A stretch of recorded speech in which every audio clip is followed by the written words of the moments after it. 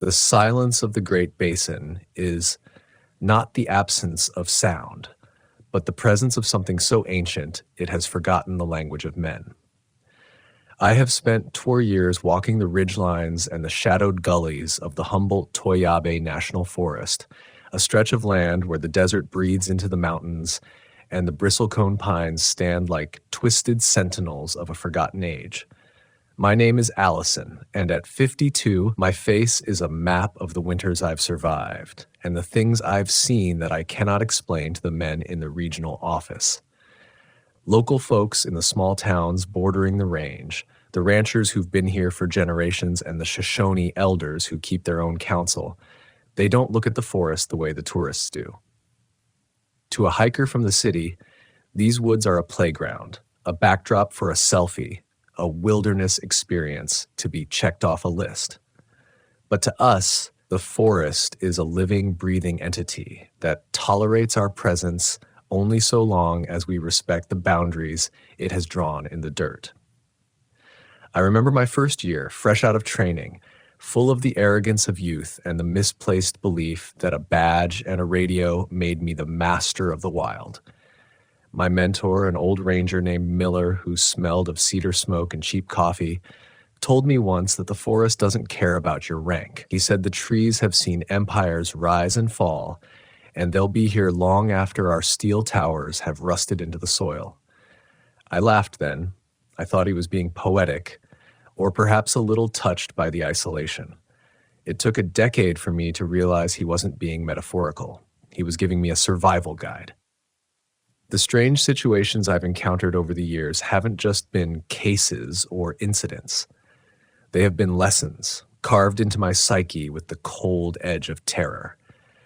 I've handled disappearances where the tracks simply stopped in the middle of an open meadow, as if the person had been plucked from the earth by an invisible hand. I've found campsites where the tents were shredded from the inside out, and the only thing left behind was a sense of profound, soul-crushing dread.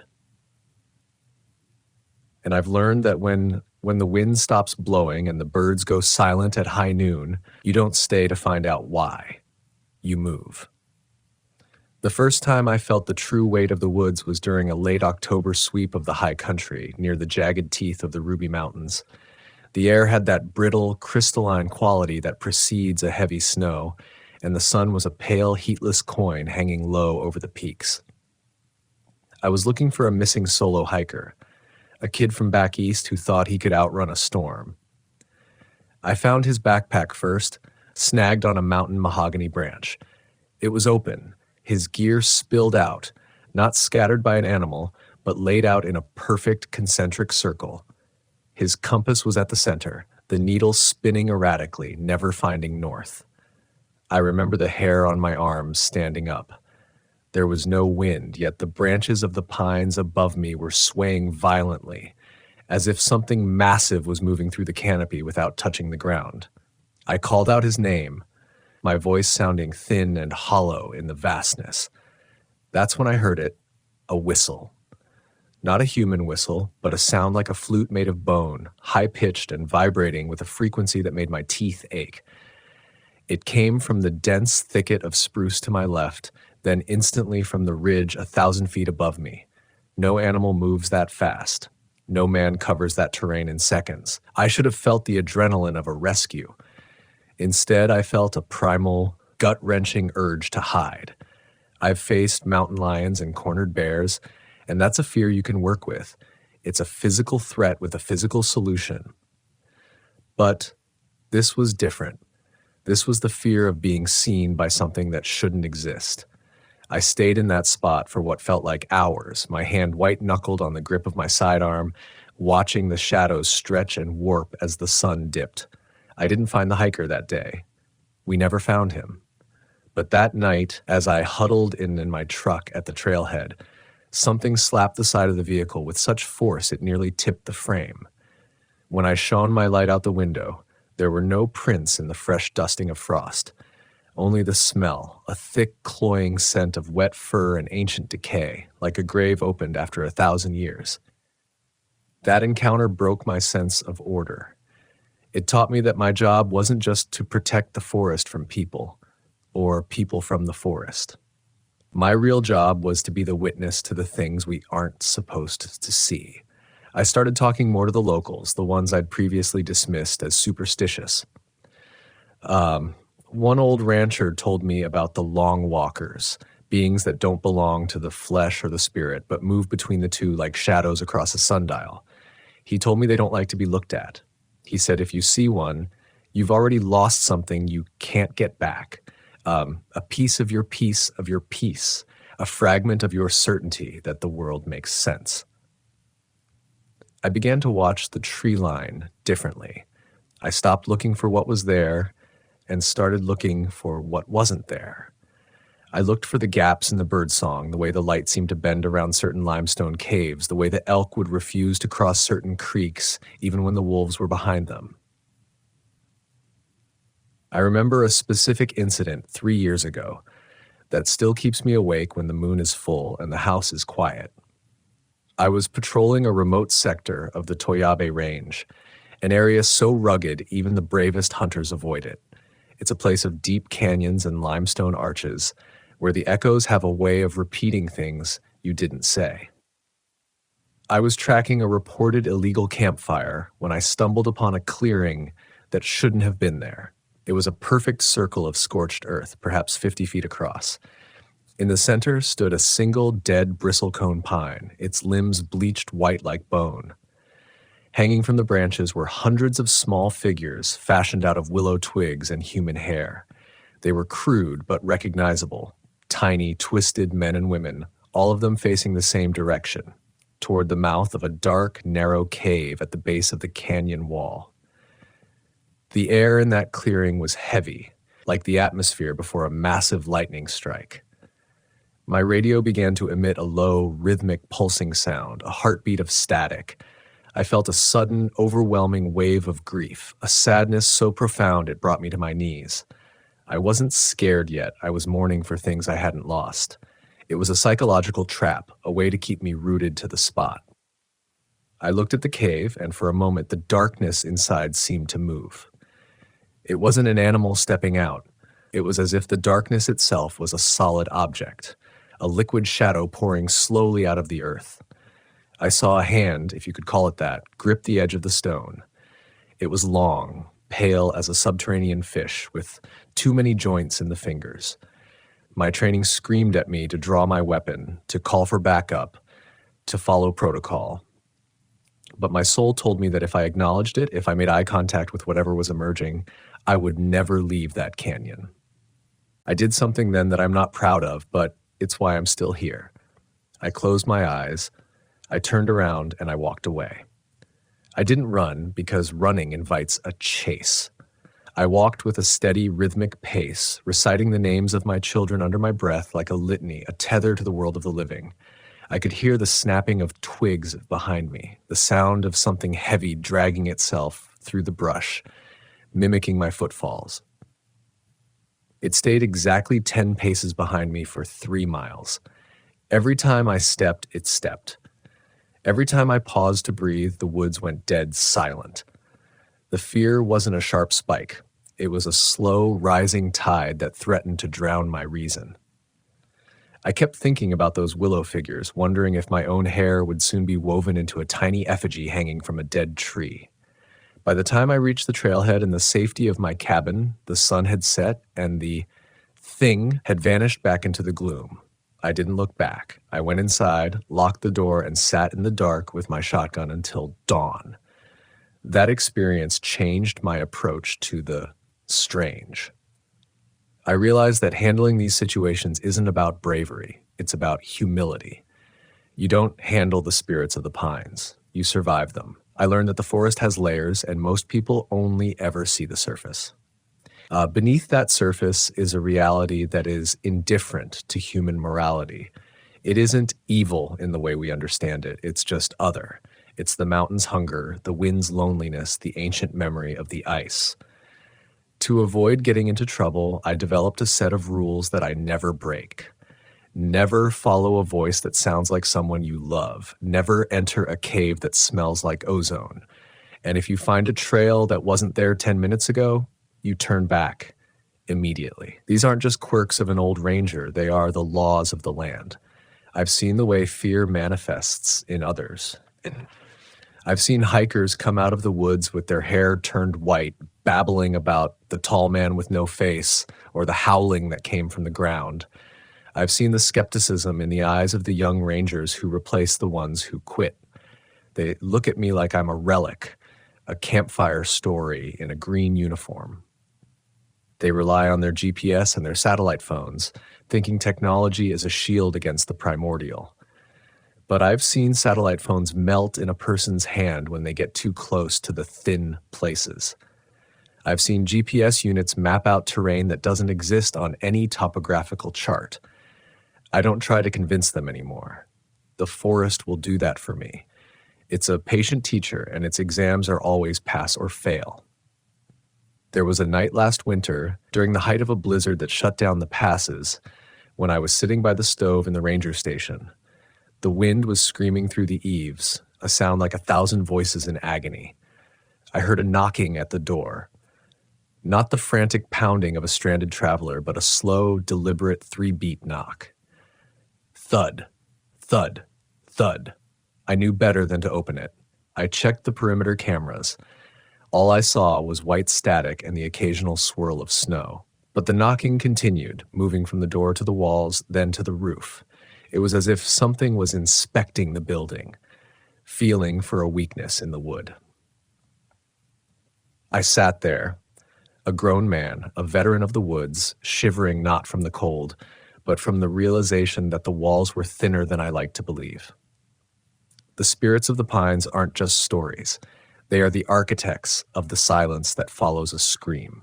They are the reason we feel that itch between our shoulder blades when we think we're alone in the trees. They are the shadows that don't move when the light changes. And as I sit here recounting these fragments of a life lived on the edge of the unknown, I realize that the forest isn't just a place I work. It's a place that owns a part of me, a part that I surrendered the moment I first stepped into the deep dark and realized that something was looking back. The knocking didn't stop that night until the first gray light of dawn bled through the frosted window panes, and even then it didn't so much cease as it dissolved into the natural creaking of the timber. When I finally stepped outside, shovel in hand, I expected to see footprints, or perhaps the marks of a heavy branch caught in the wind.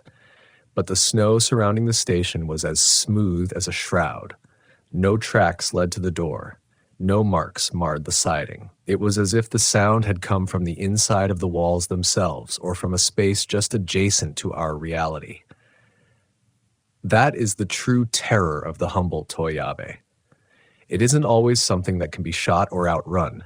Sometimes it is a haunting of the senses, a slow-acting poison that makes you doubt the very ground beneath your boots. By the time November rolled around the following year, the memory of that night had settled into a dull ache, the kind of psychological scar tissue that defines a long career. I was assigned to a detail near the Jarbidge Wilderness, a place so remote that the stars looked like holes punched in the floor of heaven. My task was mundane, checking the integrity of old mining shafts that had been decommissioned in the 40s. These mines are like open sores on the mountainside, dark, damp places that local legend says should have stayed buried. The people in Jarbidge speak of the Cheek, a creature the settlers called a mountain demon, something that doesn't just kill you, but consumes the memory of you. I've never been one for folklore, but when you're standing at the mouth of a tunnel that breathes cold, metallic air into the heat of a summer afternoon, you start to understand why those stories were born. I was working with a younger partner then, a kid named Miller, no relation to my old mentor, just a coincidence of name that felt like a bad omen. He was 23, full of caffeine and confidence, the kind of boy who thought a high-lumen flashlight could banish any ghost. We were surveying a shaft known as the Hollow Reed, a silver mine that had been abandoned overnight in 1912. The historical records were vague, mentioning only untenable conditions and a loss of morale. As we hiked up the scree slope toward the entrance, the air began to change. It didn't get colder exactly, it got thicker. The sound of our boots on the rocks felt muffled, as if we were walking through a recording of a hike rather than the thing itself. "Allison," Miller said, pausing to wipe sweat from his brow. "Do you hear that?" I stopped. I didn't hear anything. That was the problem. We were in a dense stand of aspen, trees that usually shiver and whisper with the slightest breeze. But they were frozen. Not a leaf turned. The silence was so heavy it felt like a physical weight pressing against my eardrums. And then, from deep within the mine shaft ahead of us, came a sound that I still hear in my nightmares. It was the sound of a woman humming. It was a low, melodic vibration, a lullaby that felt familiar and yet utterly alien. It wasn't echoing, it was resonant, as if the mountain itself were the instrument. Miller, driven by that dangerous, youthful instinct to help, started toward the opening. I grabbed his shoulder, my grip tighter than I intended. "Wait," I whispered. He looked at me, his eyes wide, his rational mind already beginning to fracture. "It's probably a hiker," he argued, though his voice lacked conviction. "Someone fell. They're hurt." I shook my head. There were no tracks in the dust leading into that mine, no broken branches, no signs of passage, just that humming which was now shifting in pitch, becoming a discordant series of notes that seemed to vibrate in the marrow of my bones. As we stood there, paralyzed by the indecision between duty and instinct, a figure emerged from the shadows of the portal. It wasn't a woman. It was tall, maybe 7 or 8 feet, and its limbs were impossibly thin, draped in what looked like tattered gray rags. Though as it moved, I realized the rags were actually long strips of its own peeling, translucent skin. It didn't have a face in the way we understand it. Where the eyes should have been, there were only 2 deep, pulsating hollows of shadow. It didn't walk, it drifted, its feet never quite touching the uneven stone. The fear that hit me then wasn't the panic of a cornered animal. It was a cold, paralyzing realization of my own insignificance. This thing was a part of the earth, a relic of a time before the sun was hot. It looked at us, or rather, it perceived us, and the humming stopped. In its place came a sound like grinding stones, a voice that seemed to speak directly into our minds. It didn't use words, but I felt the meaning. "You are late." Miller broke. He turned and bolted down the scree, his boots sliding and kicking up clouds of dust. I should have followed him, but I was rooted. I watched as the creature raised a hand, a long, spindly thing with claw-like protrusions, and pointed not at me, but at the sky. Above us, the blue of the afternoon was being swallowed by an unnatural, localized darkness. The clouds weren't moving in, they were forming out of nothing, swirling in a violent, tight circle directly over the mine. "I am the keeper of the line," I found myself saying, my voice a ragged gasp. I don't know why I said it. It was a phrase from an old ranger's manual, a bit of ceremonial nonsense I'd memorized decades ago. But the creature paused, its head tilted at an impossible angle, nearly touching its shoulder. It let out a sound like a sigh, a gust of wind that smelled of ancient snow and wet granite. Then, as quickly as it had appeared, it receded back into the darkness of the hollow reed. The humming didn't return, but the silence remained, absolute and terrifying.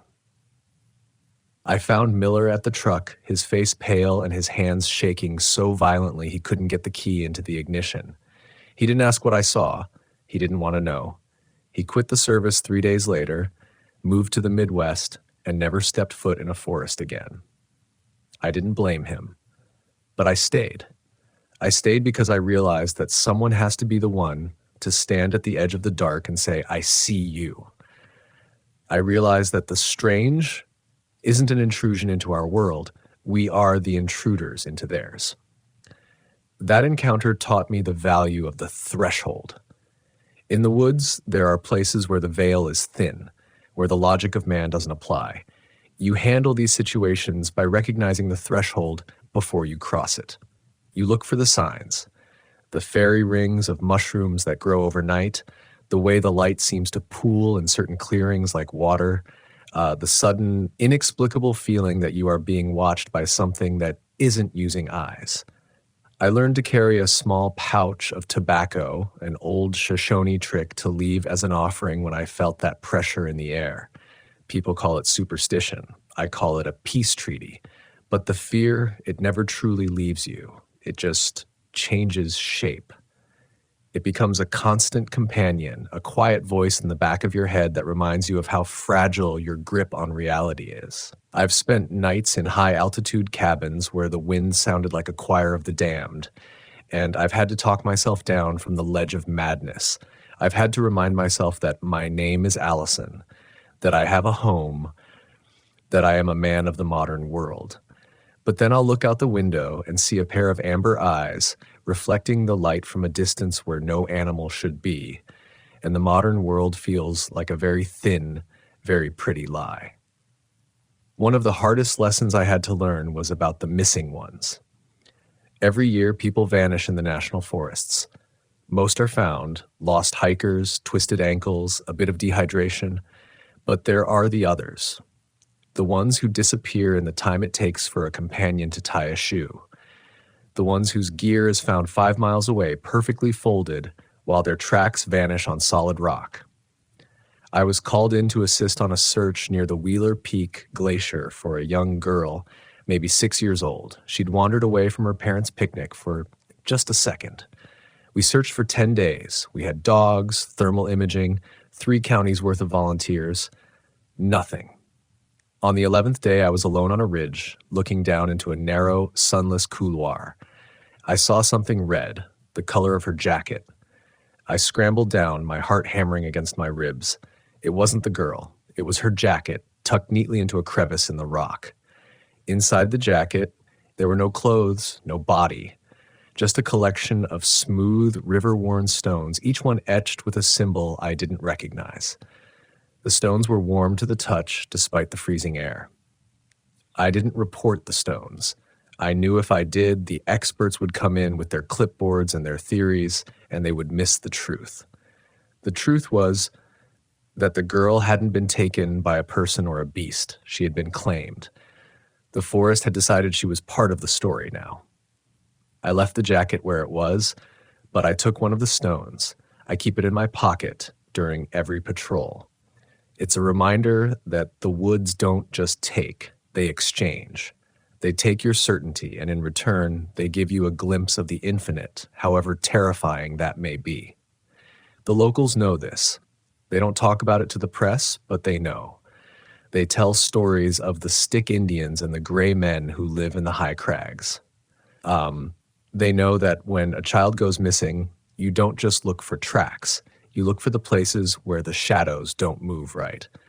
They know that the forest is a puzzle with pieces that are constantly shifting, and they know that I am one of the few who understands the stakes. They bring me coffee in the mornings when I'm in town, and they look at me with a kind of pitying respect.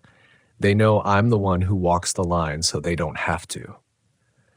I remember another time, deep in the heart of the Monitor Range. I was tracking a rogue mountain lion that had been taking livestock from a nearby ranch. The trail led me into a box canyon, a place of sheer red rock walls and stunted junipers. I found the lion, but it wasn't the predator I expected. It was crouched in the corner of the canyon, its fur standing on end, hissing at something I couldn't see. It was terrified.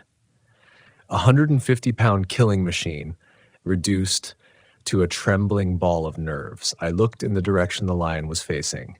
There was nothing there but a patch of deep shadow beneath a rock overhang. But as I watched, the shadow began to grow. It didn't just expand, it thickened, becoming a dense, oily mass that seemed to suck the light out of the air. I felt a sudden, sharp pain in my chest, a sensation of my heart being squeezed by a cold hand. The air grew stale, as if all the oxygen had been stripped away. I realized then that the strange isn't always a creature or a ghost. Sometimes it's a localized collapse of the natural laws, a pocket of unreality that can swallow you whole. I didn't fire my rifle. I knew instinctively that a lead bullet would be as useless as a spitball against that void. Instead, I backed away, keeping my eyes on the lion. The cat saw its opening and bolted past me, a blur of tawny fur. I followed its lead, like retreating until the air grew sweet and the sun felt warm on my neck again. I never went back to that canyon. I told the rancher the lion had moved on to a different range. It wasn't a lie. The lion had fled from something much worse than a hunter. These stories, these fragments of a life lived in the shadow of the pines, they aren't meant to scare people away from the woods. They are meant to remind us that we are guests here. We have forgotten how to be small. We have forgotten that there are powers in this world that don't care about our technology, our politics, or our pride. The forest is a place of awe, yes, but awe is a word that contains both wonder and terror. You cannot have one without the other. To love the American woods is to accept that you are part of a food chain that isn't entirely biological. As I grow older, the forest seems to be calling to me more often. Not in a malevolent way, but with a kind of insistent gravity. I find myself lingering longer at the trailheads, watching the way the mist rolls through the valleys like a silent tide. I find myself listening to the wind, trying to catch the syllables of a language I'm almost beginning to understand. I know that one day I'll go out on a patrol and I won't come back. Not because I've died, but because I've finally crossed that last threshold. I'll become one of the stories the new rangers tell over their coffee, the old man who knew too much and stayed too long. But until then, I walk. I watch. I remember the names of the missing and the shapes of the things in the dark. I handle the strange situations by respecting the mystery, and I learn from the fear so that I can teach others how to survive. I tell the stories because they need to be told, because the silence of the pines is too heavy for one man to carry alone, and I wait for the next knock on the door, the next whistle in the trees, the next reminder that the world is much bigger and much darker than we dare to dream. The gravity of the forest is a physical thing, a weight that pulls at your bones the longer you stay within its shadow. It's not just the altitude or the thin air of the Great Basin, it's the density of the history buried in the needle-cast floor.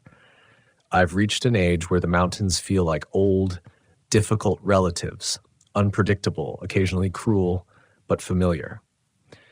Yet, familiarity is the most dangerous trap a ranger can fall into. The moment you think you know the woods, the moment you believe you've mapped every hollow and cataloged every shadow, that is the moment the forest decides to remind you that you are a stranger. Last summer, I was patrolling the outskirts of the Alta Tokima Wilderness, a high-altitude plateau where the air is so thin it feels like breathing broken glass. The locals call it the land of the stone people, because of the way the rock formations seem to shift when you aren't looking directly at them. I was investigating a report of an abandoned campsite near a seasonal spring. When I arrived, I found a scene that defied every scrap of training I'd accumulated over 2 decades. There were 3 tents, high-end gear, the kind used by serious backpackers. They were untouched.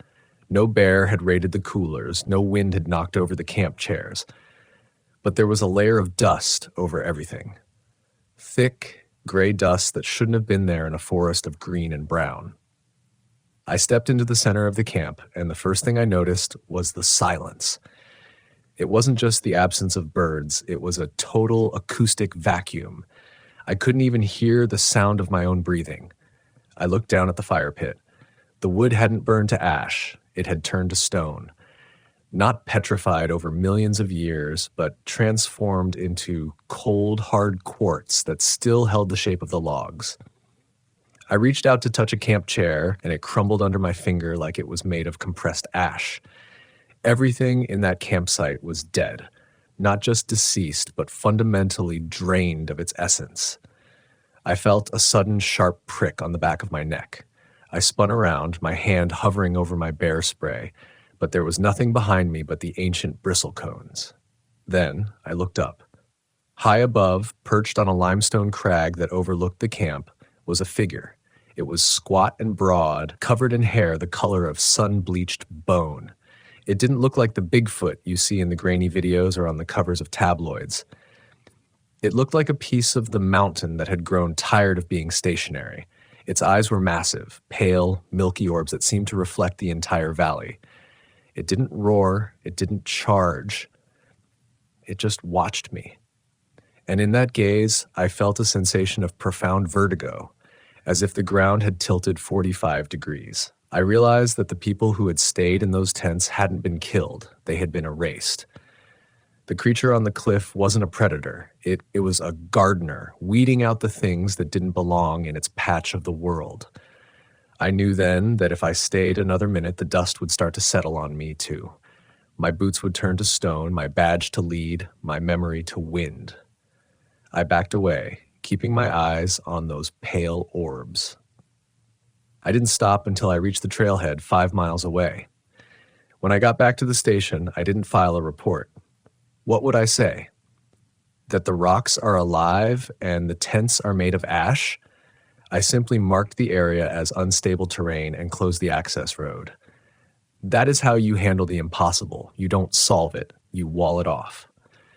You learn that some parts of the forest aren't for us. They are the high cathedrals of a different faith, and we are the heretics. This incident taught me about the dilemma of the witness.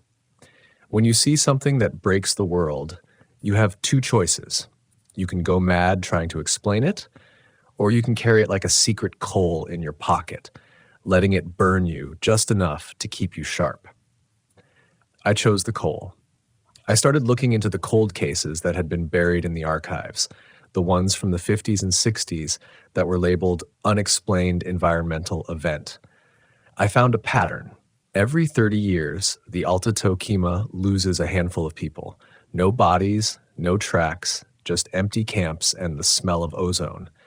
The locals know. They call it the turning. They believe the mountain needs to be fed to keep the peaks from crumbling.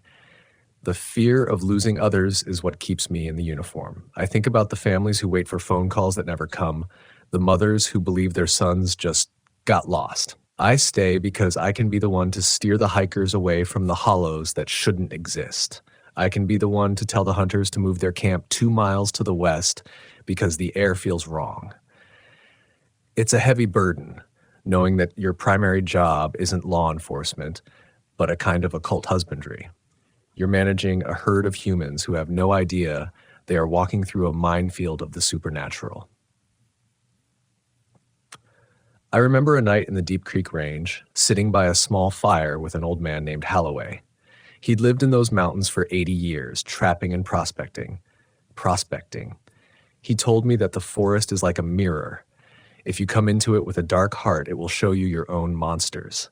But if you come into it with fear, it will feed that fear until it becomes a god. The pines don't have spirits, Allison, he told me, his eyes reflecting the orange embers. The pines are spirits. We're just the fleas on the dog's back, and every now and then, the dog scratches. That metaphor stuck with me. It shifted my perspective from being a protector to being a guest. I stopped trying to dominate the terrain. I started asking permission. Before I enter a new sector, I stand at the boundary and I wait. I listen for the yes in the rustle of the leaves or the no in the sudden chill of the air. It sounds like madness to a city dweller, but out here, it's the only logic that holds. To ignore the forest's mood is to invite a strange situation that you might not survive. One of the most terrifying things I've ever handled wasn't a monster or a disappearance. It was a sound. I was in a valley known as the Whispering Basin during a solo survey. It was a beautiful afternoon, the kind that makes you forget why you're afraid of the dark. Then the sound started. It was the sound of a baby crying. It was coming from the middle of a dense, impenetrable thicket of mountain mahogany. My instinct, that deep biological drive, screamed at me to go in, to find the child, to save it. But I paused. I looked at the ground. There were no human tracks. The brush was so thick that a rabbit would have struggled to get through it, yet the crying was coming from the very center. I realized the sound wasn't coming from a baby. It was being projected into the air. It was a lure. I stood there for 10 minutes, listening to that heartbreaking sound, feeling the sweat pour down my face. The fear of losing others was being used against me, twisted into a hook to pull me into the thicket. I didn't go in. I stood my ground, and slowly the sound changed. The crying became a laugh, a deep, resonant, mocking laugh that sounded like two giant stones being rubbed together. Then the thicket itself began to move. Not the branches, but the entire patch of forest seemed to slide 10 feet to the left, as if it were a piece of theater scenery being shifted. Behind it, where the thicket had been, was a vertical shaft in the earth, a hole so deep the bottom was lost in a purple haze. I didn't run that time. I was too tired of running. I just sat down on a rock and waited. I waited until the sun set and the hole was swallowed by the night. I realized then that the forest doesn't just want to eat us. It wants to play with us. It wants to see what we'll do when the rules of geometry and biology are suspended. I handled it by refusing to play. I stayed on my rock, I ate my rations, and I didn't close my eyes. By morning, the thicket was back in its place, the hole was gone, and the only sound was the chirp of a mountain chickadee. How do you learn from that? How do you make sure you don't get in trouble again? You learn that your senses are your best tools and your worst enemies. You learn to trust your third eye, that tingle in the base of your skull that tells you when reality is beginning to fray at the edges. You learn that the spirits of the pines are real, but they aren't ghosts of the dead. They are the life force of the earth itself, ancient and indifferent. And you learn that the only way to stay safe is to remain humble, to remain small, and to never, ever think you are the master of the wild. I've had people ask me why I don't quit. Why stay in a job that fills your head with such grim images? My answer is always the same. Because if I leave, who replaces me? Some kid with a degree in forestry and a belief in the safety of the park system? Someone who will see the hollow reed or the stone people and think they can study them? No. The forest needs people who are afraid of it.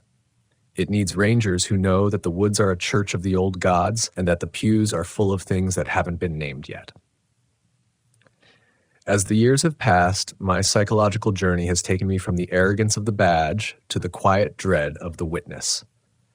I have become a man who lives in two worlds. The world of the morning briefing and the radio check, and the world of the whistling bone and the shifting stone.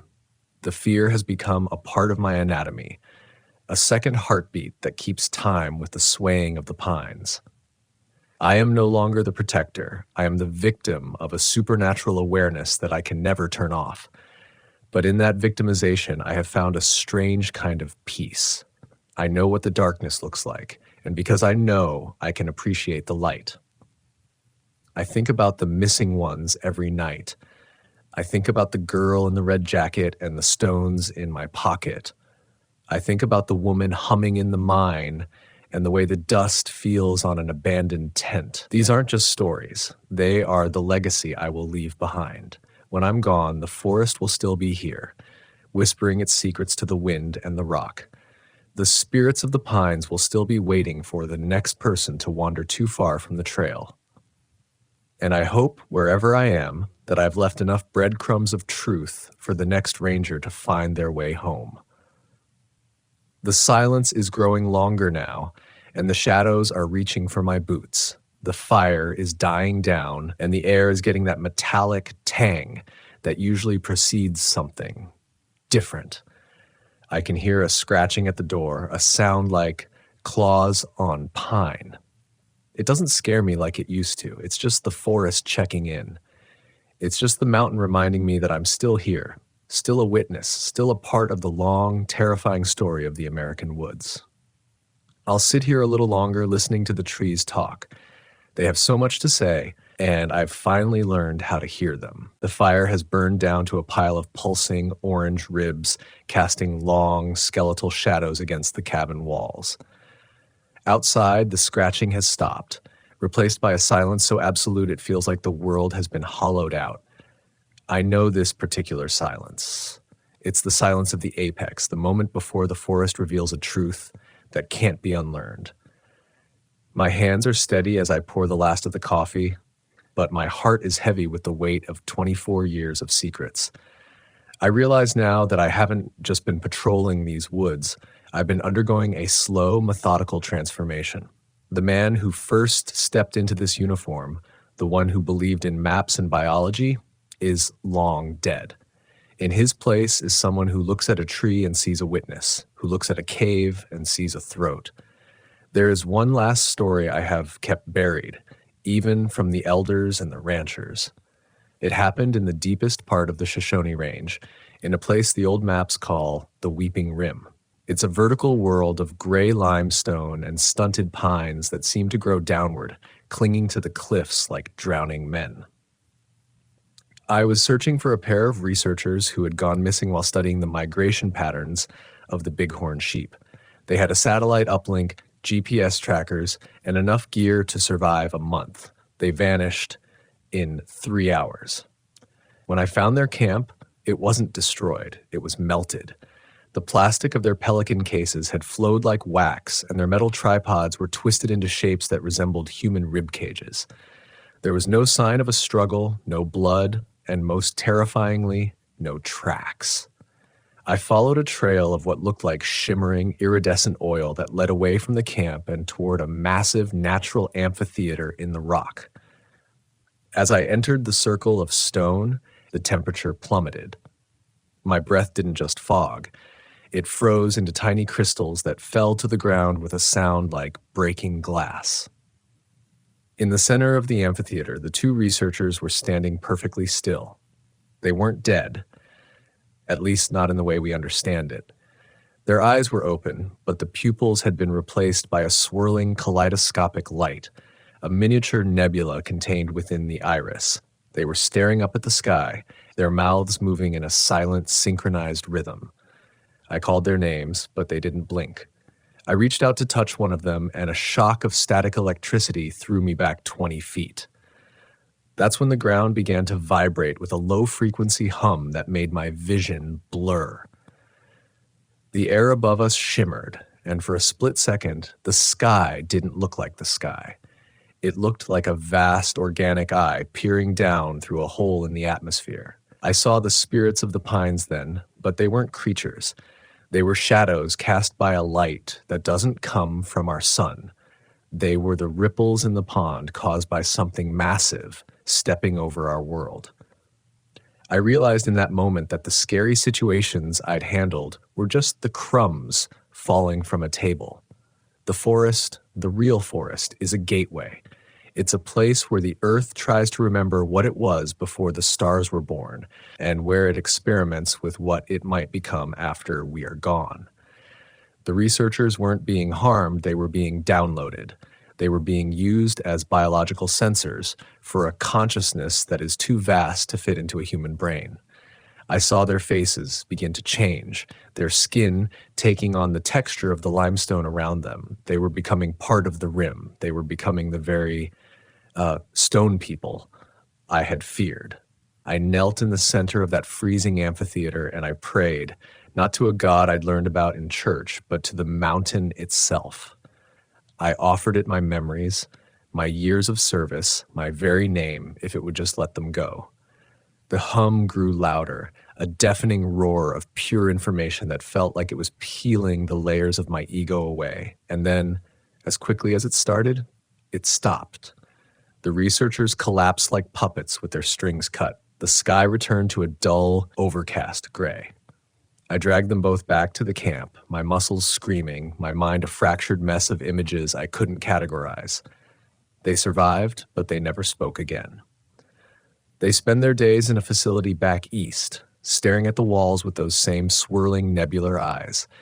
The official report said atmospheric anomaly and hypoxia-induced psychosis.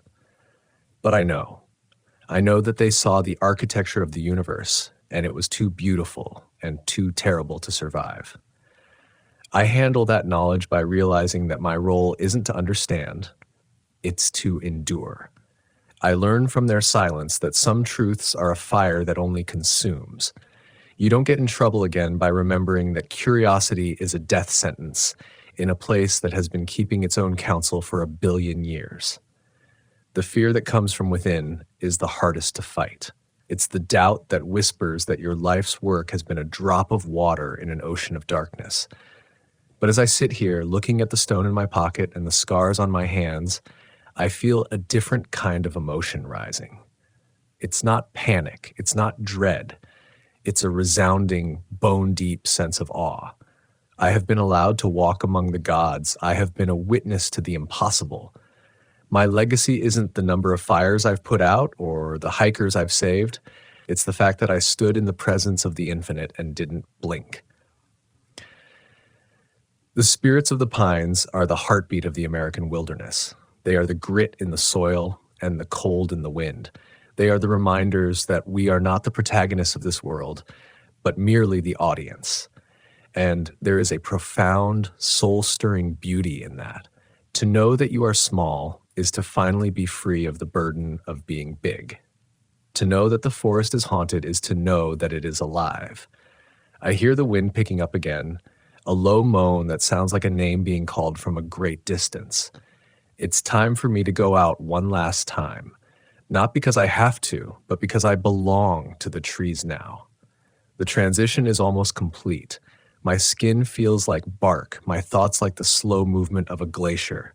I am ready to become a whisper in the pines, a story told by the locals when the moon is thin and the shadows are long. Do not fear the woods, my friends. Respect them. Fear the silence that comes when you stop listening. Fear the arrogance that tells you the maps are complete.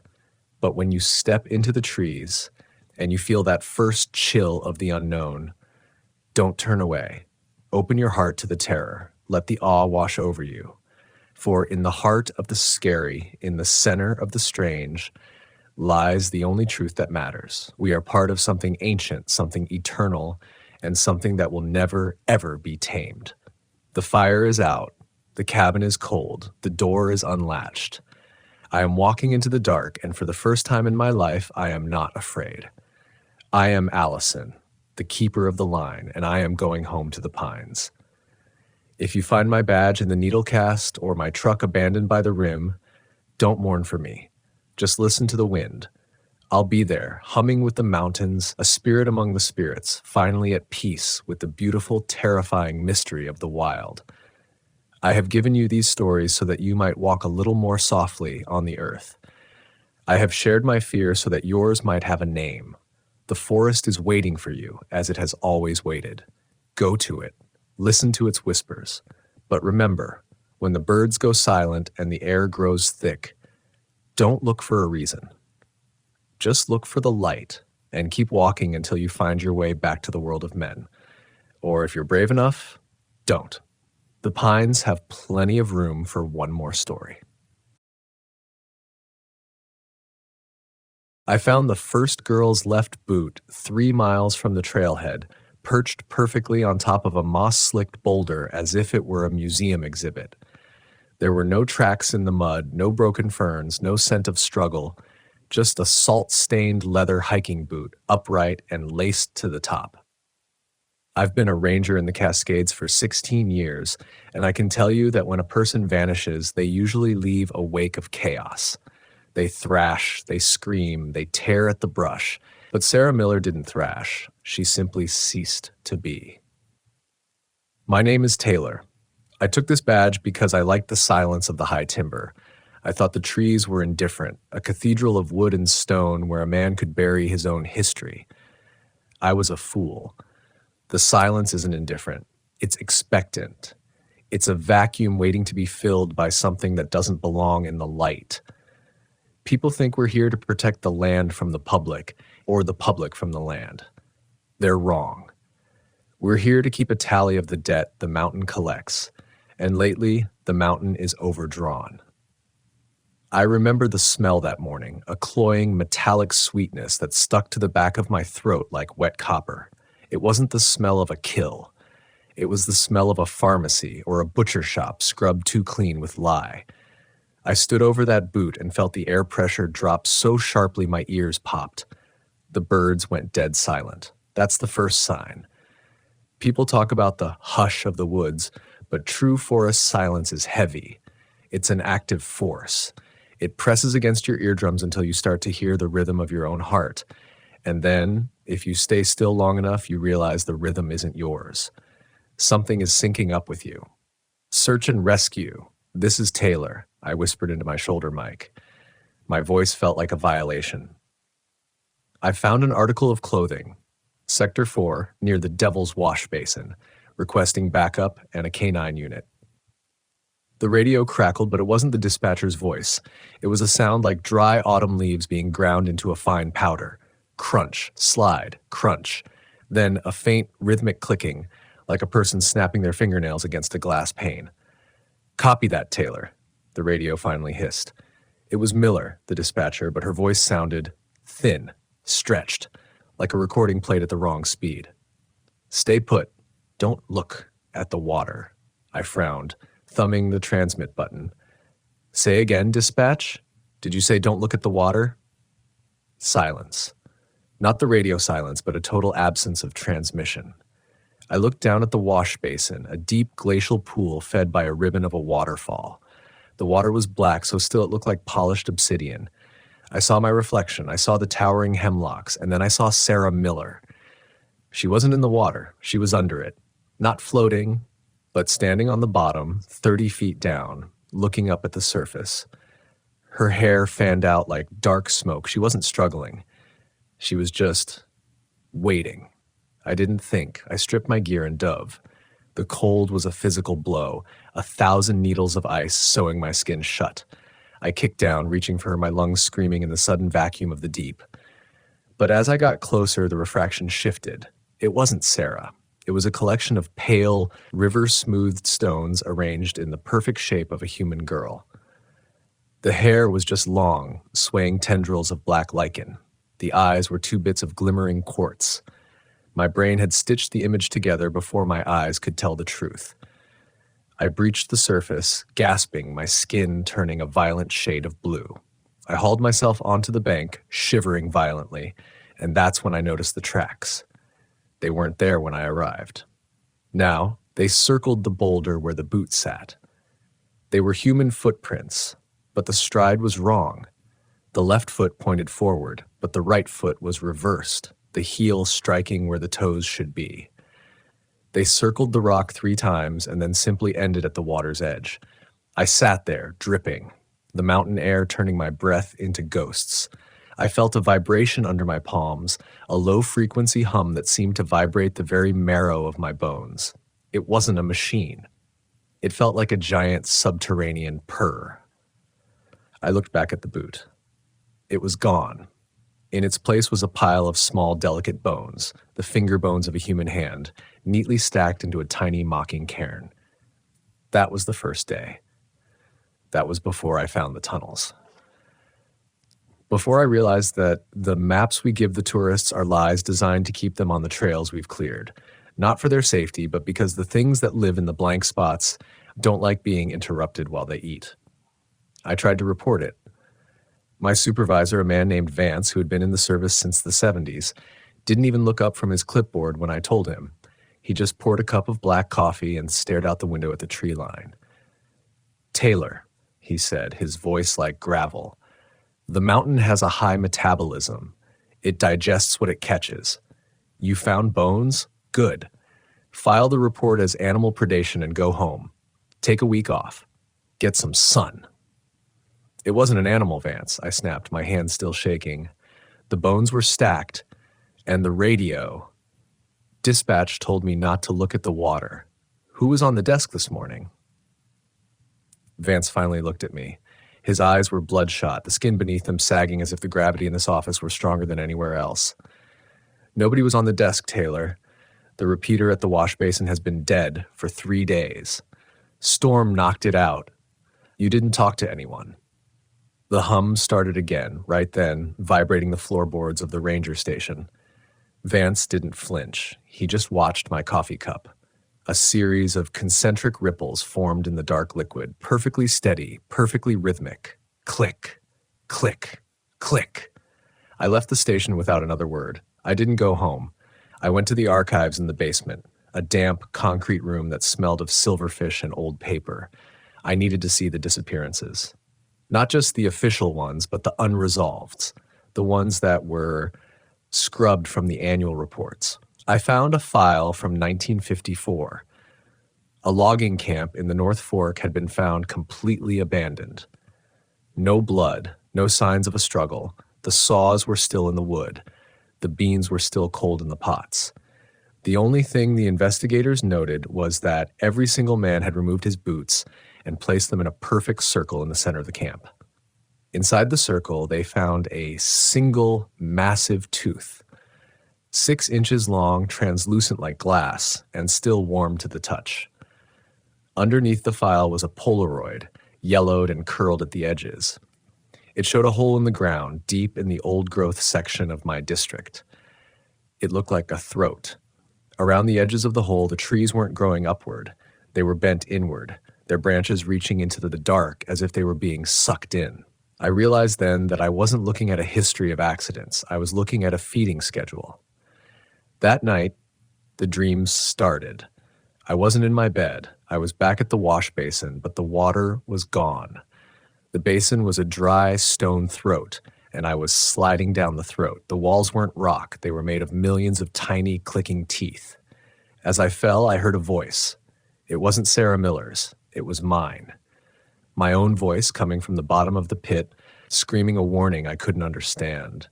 I woke up on my kitchen floor, my feet bare and covered in mud. The back door was wide open, swaying on its hinges in the mountain breeze. On my kitchen table sat a single white pebble. When I picked it up, I realized it wasn't a stone. It was a tooth, translucent, warm. And then I heard it, from the woods just beyond my porch. "Taylor," the voice whispered.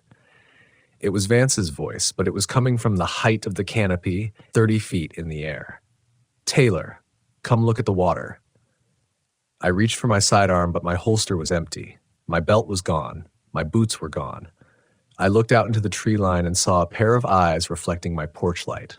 They weren't side by side. One was near the ground.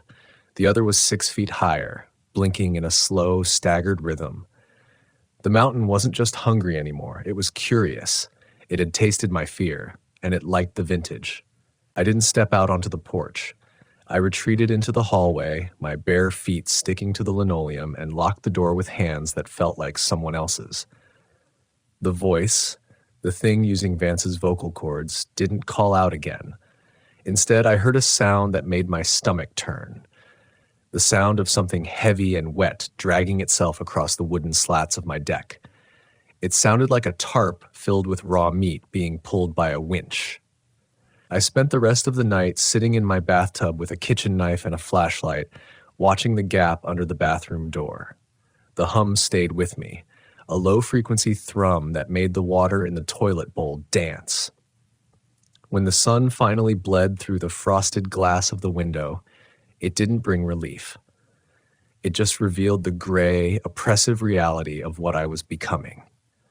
I looked in the mirror and didn't recognize the man staring back. My eyes were bloodshot, and there was a fine layer of gray dust coating my skin, the same dust I'd seen on the old files in the basement. I drove back to the station in a trance. I didn't care about my missing gear. I didn't care about the rules. I went straight to the gun locker, but the key wouldn't turn. The lock was jammed with something, brown, sticky hair, and what looked like dried pine resin. "You're early," a voice said. I spun around. Vance was standing by the coffee pot. He looked normal. He looked fine. But as he lifted the mug to his lips, I noticed his fingers. They were long, too long. The knuckles seemed to have an extra joint, and the skin was stretched so tight over the bone it looked translucent.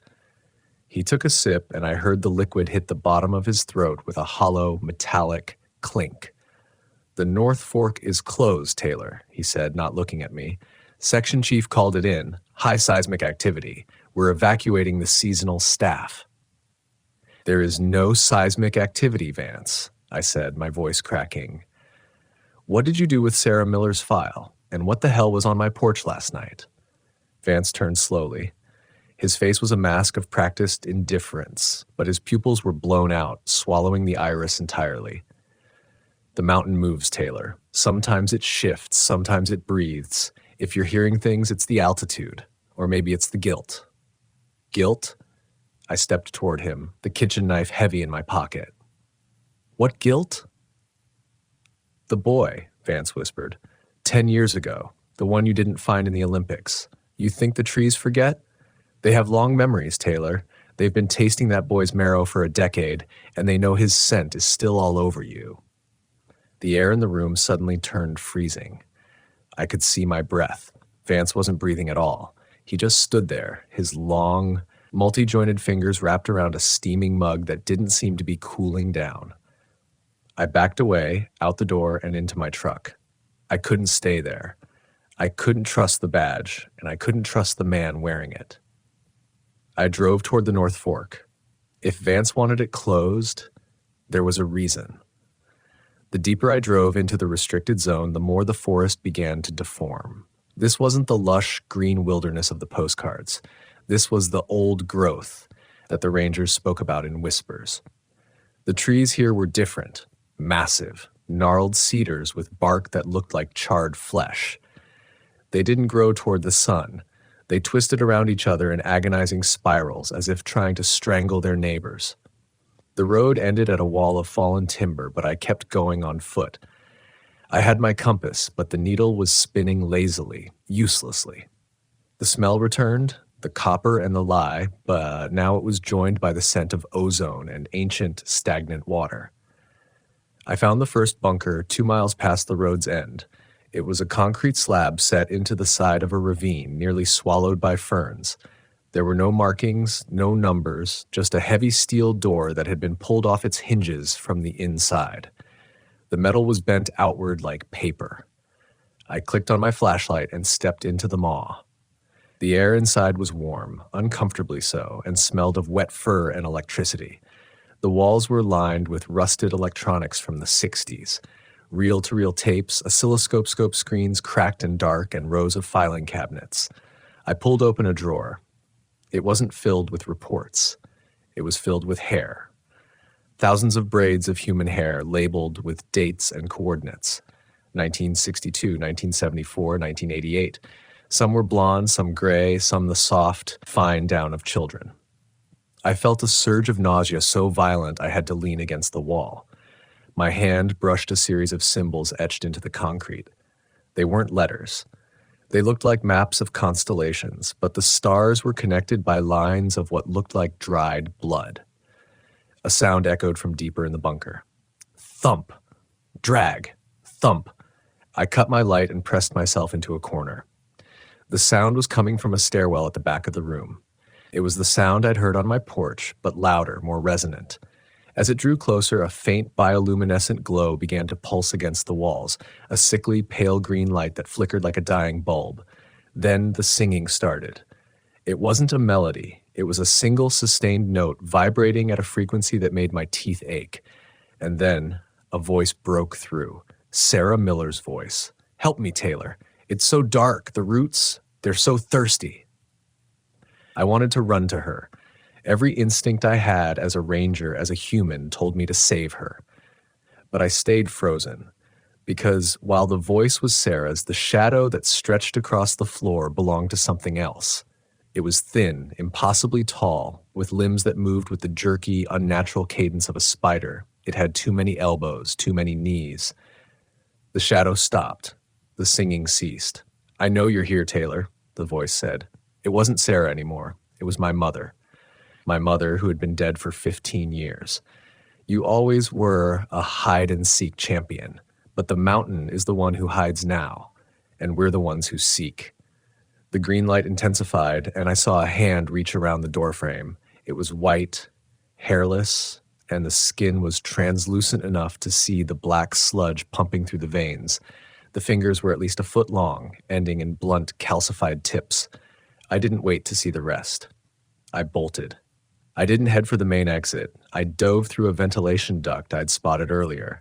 I scrambled through the narrow, rusted tube, the sound of my own frantic breathing echoing in my ears. Behind me, I heard the screech of metal being peeled back. The thing was coming into the duct with me. It wasn't screaming.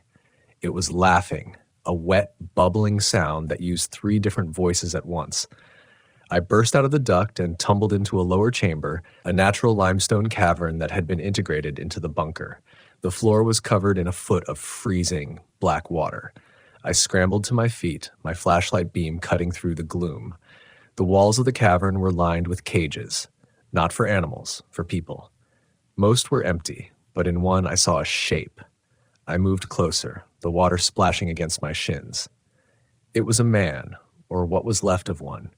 He was fused to the bars of the cage by a thick gray fungus. His eyes were gone, replaced by the same translucent quartz I'd seen in the wash basin. "The frequency," the man hissed. His lips didn't move. The sound came from a hole in his chest. "You have to change the frequency, Taylor. They tune us, like radios. They tune us until we sing the same song." "Who?"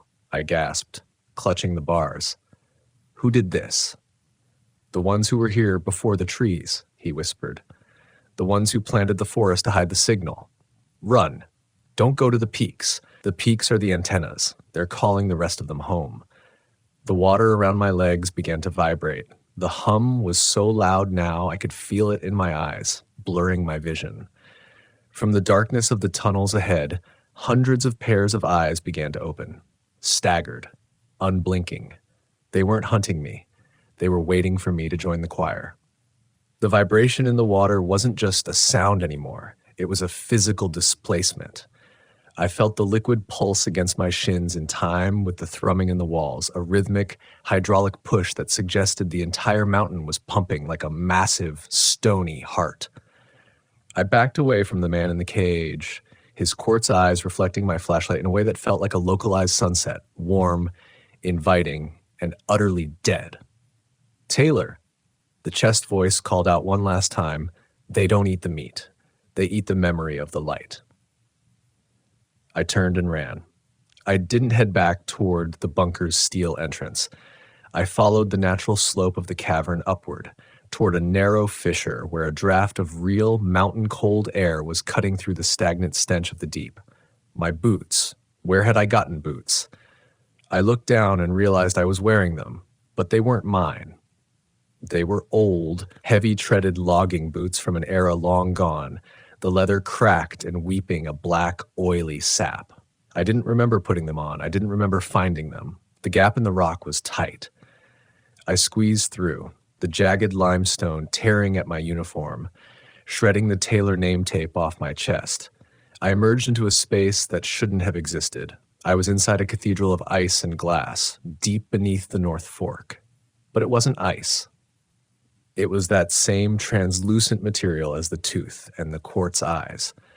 Thousands of pillars rose from a floor of polished obsidian, and suspended inside each pillar was a silhouette.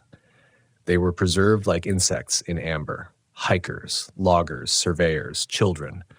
They were all upright, their faces frozen in expressions of profound, ecstatic realization rather than terror. And then I saw the machinery. Wrapped around the pillars were coils of what looked like copper wiring, but it was pulsing. It was organic. The wires were thick, translucent veins that hummed with a pale blue luminescence. They were all connected to a central hub in the middle of the chamber, a massive geometric structure that defied Euclidean geometry. It shifted its shape as I watched, edges folding into themselves, corners becoming planes, a tesseract of obsidian and bone.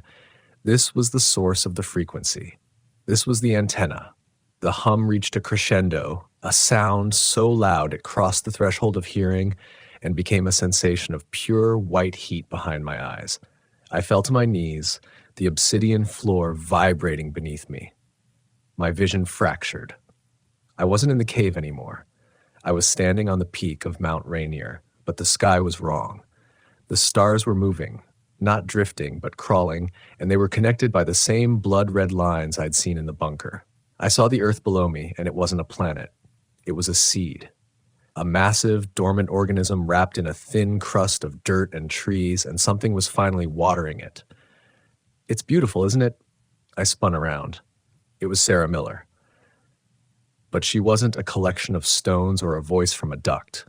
She looked exactly as she had in her missing persons photo. Bright eyes, wind-burnt cheeks, her yellow rain jacket vivid against the gray. But she was standing on the ceiling. She looked down at me, her hair hanging toward the stars. We thought we were the gardeners, Taylor. We thought we were the ones tending the wild, but we're just the mulch. We're the nutrient load for the next season. Sarah, come down. I choked out, reaching upward. I can get you out of here. She laughed, and the sound was like glass breaking in a velvet bag. Out? There is no out. The forest is just a skin. What's underneath? It's been waiting for the signal to wake up.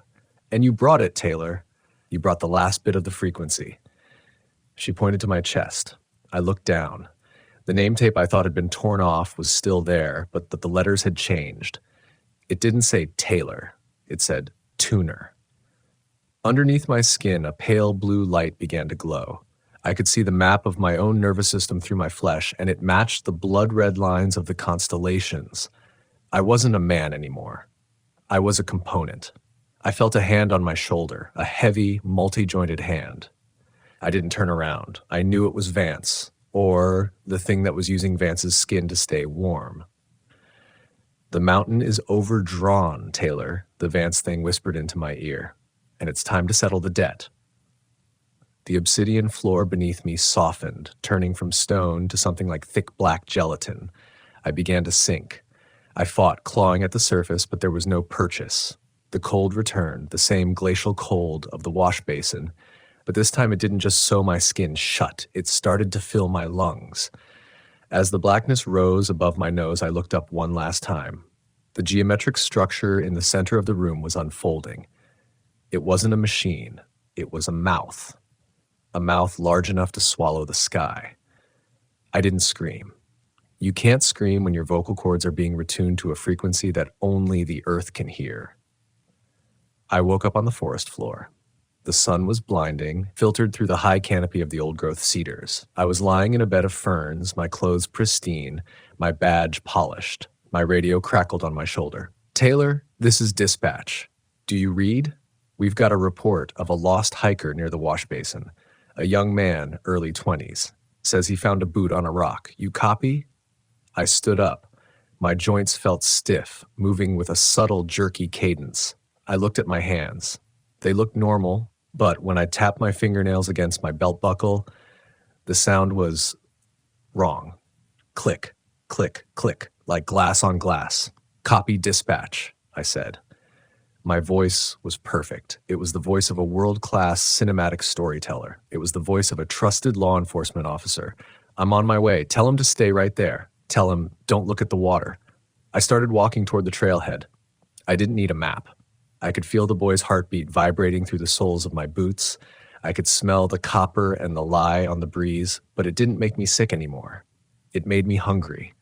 I stopped by a stream to splash water on my face. I looked at my reflection.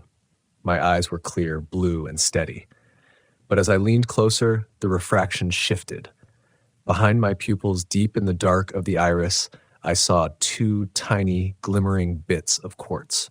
The wilderness doesn't just keep secrets, it recruits.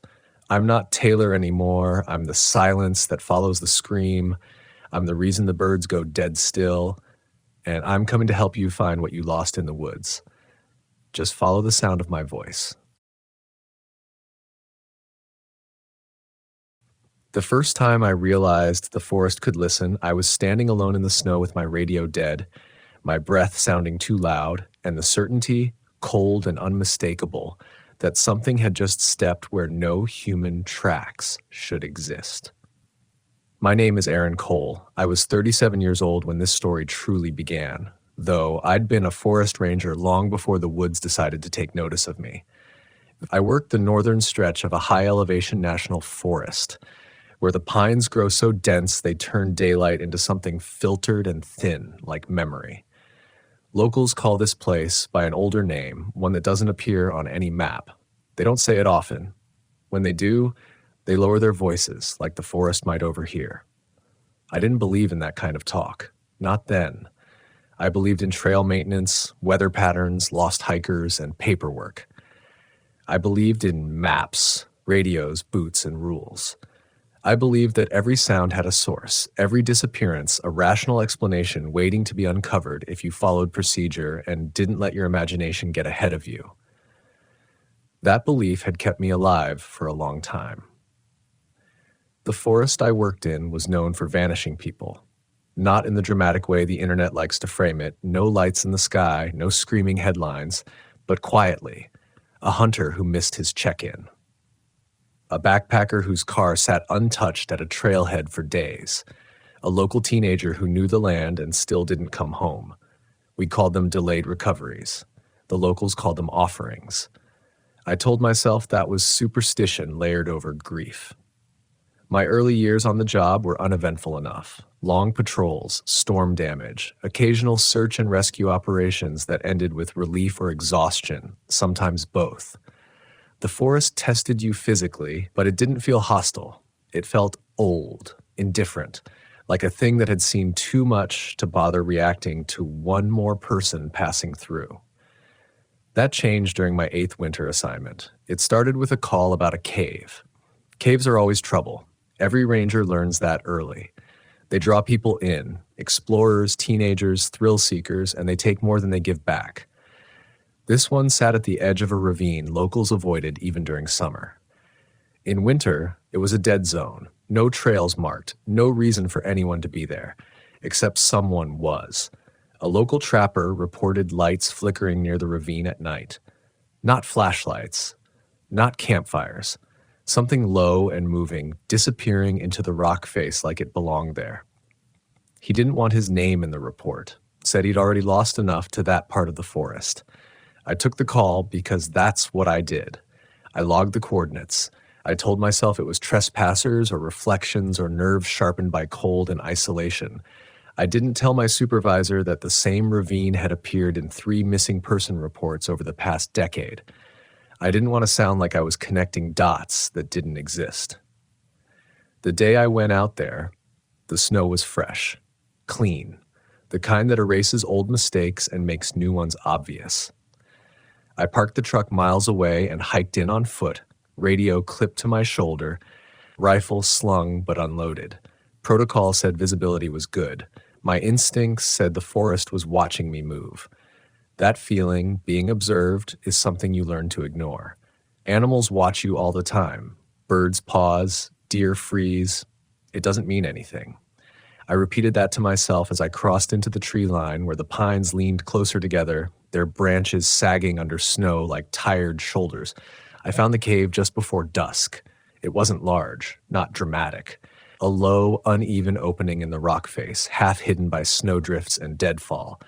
If you weren't looking for it, you'd walk right past. The air around it felt different. Still. Sound didn't echo the way it should have. My footsteps seemed to vanish as soon as I took them. There were tracks, human at first glance. Boot prints leading toward the entrance, no clear brand, no clear tread, too worn, too distorted, like they'd been walked over repeatedly by the same person pacing back and forth. Then I noticed something else. The spacing was wrong.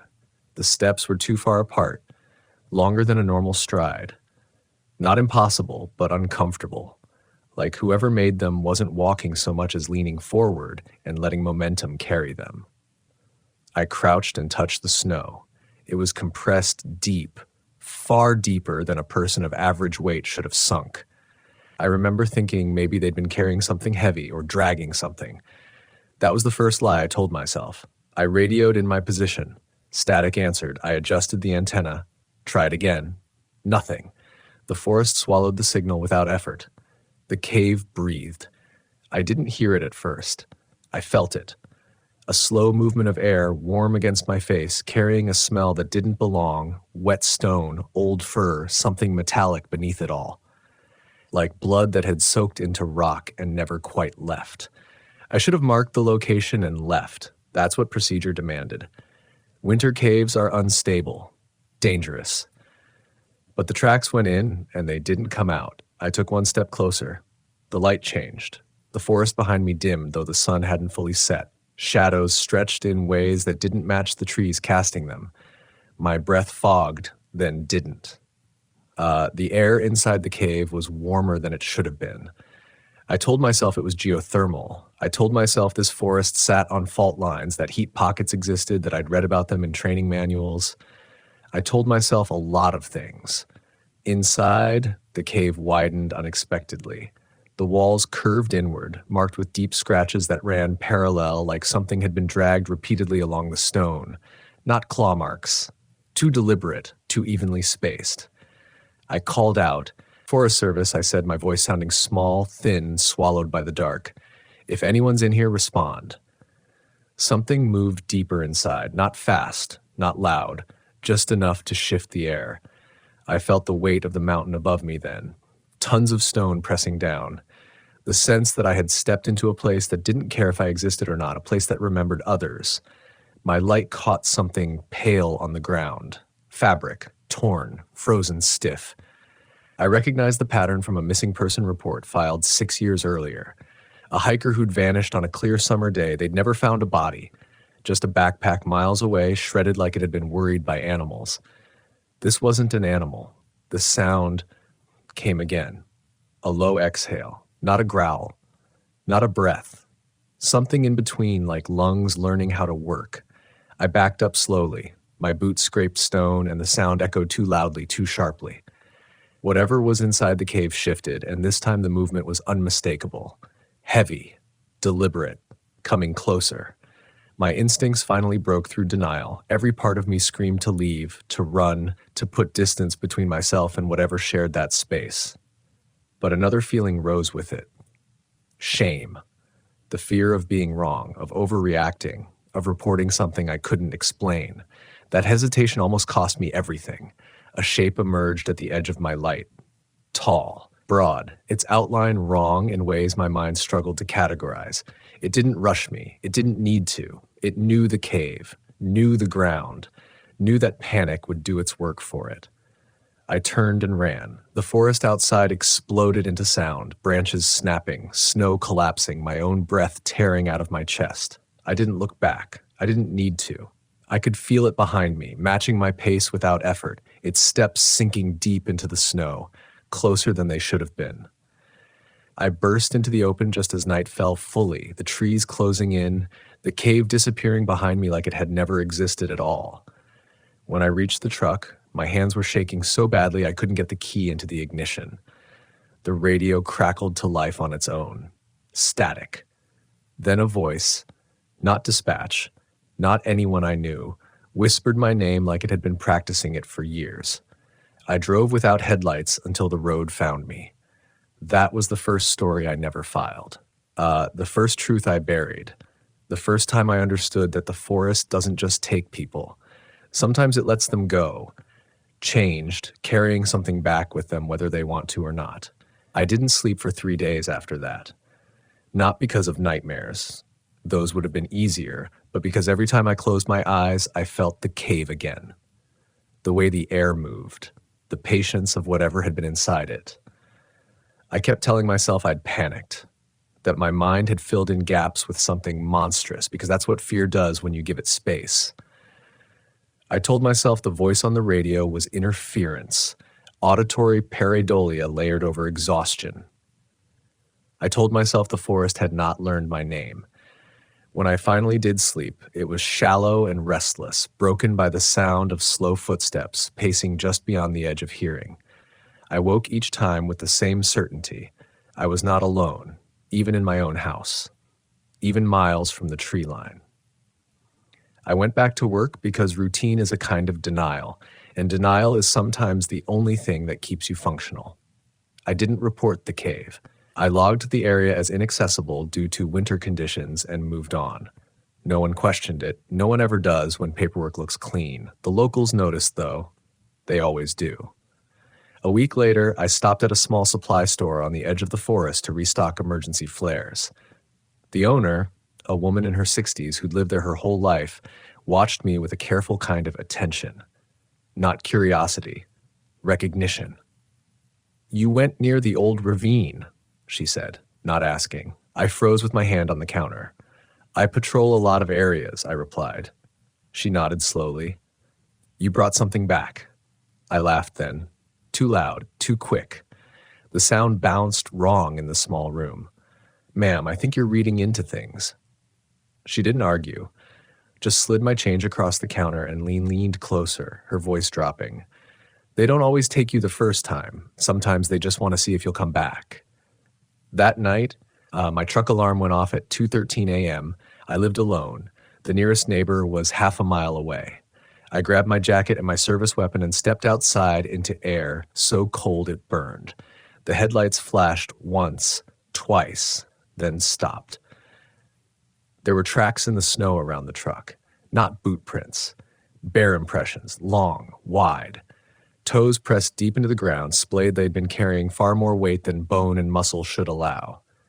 They circled the vehicle once, slowly, deliberately, then led away toward the forest. They stopped at the edge of my property. I stood there until my hands went numb, staring into the darkness between the trees. Nothing moved. Nothing needed to. The message was clear enough.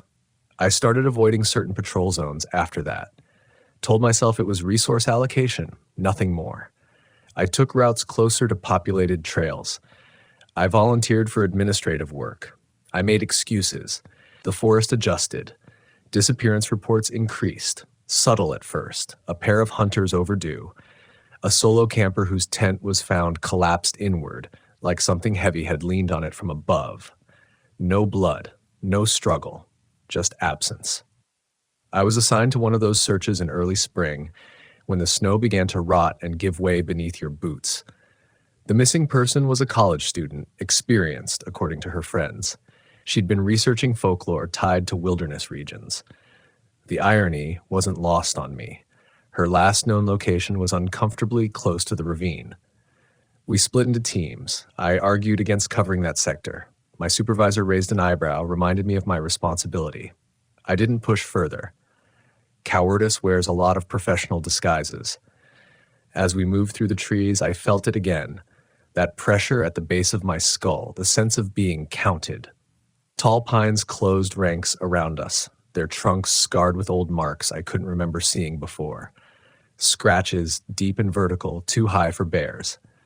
My partner that day was a younger ranger, fresh out of training.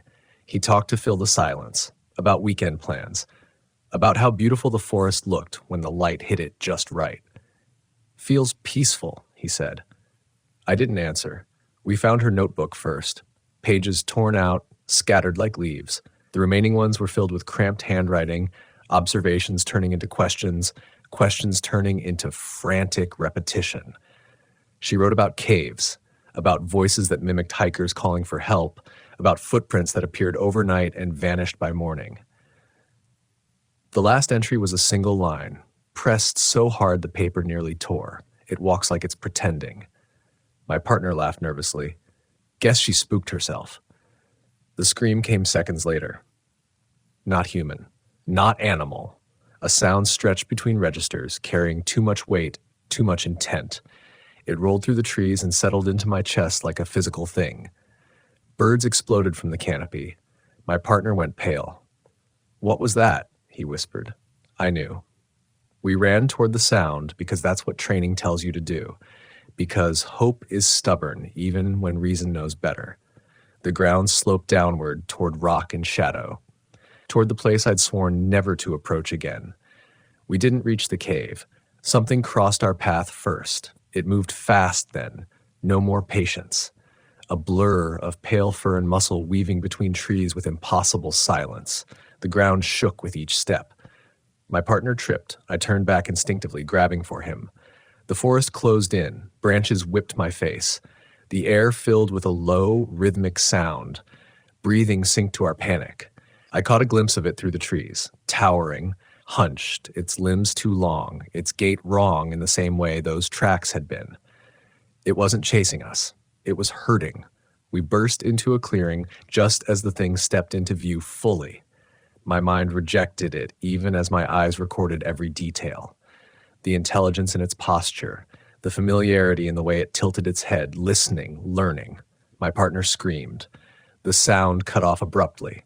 I don't remember pulling the trigger. I remember the recoil, the useless crack of the rifle echoing into nothing. I remember being thrown backward, hitting the ground hard enough to knock the breath from my lungs. When I came to, the clearing was empty. No blood, no body, just disturbed earth and deep impressions leading back toward the ravine. I reported an animal attack, shock. confusion, poor visibility. The official report lists my partner as missing, presumed dead. No one asked why I refused to return to the site. The forest grew quieter after that, too quiet, like a room after an argument, heavy with things left unsaid. I began to understand then that fear wasn't the worst part. Doubt was. The way your mind tries to smooth over the impossible so you can keep living with yourself. I started hearing things on patrol, my name spoken in voices I recognized, my partner's laugh, my own voice calling for help from places I knew I hadn't been. I stopped answering. The cave began appearing in my dreams closer each time, not pulling me in, waiting, patient as stone. I realized something terrible in those months.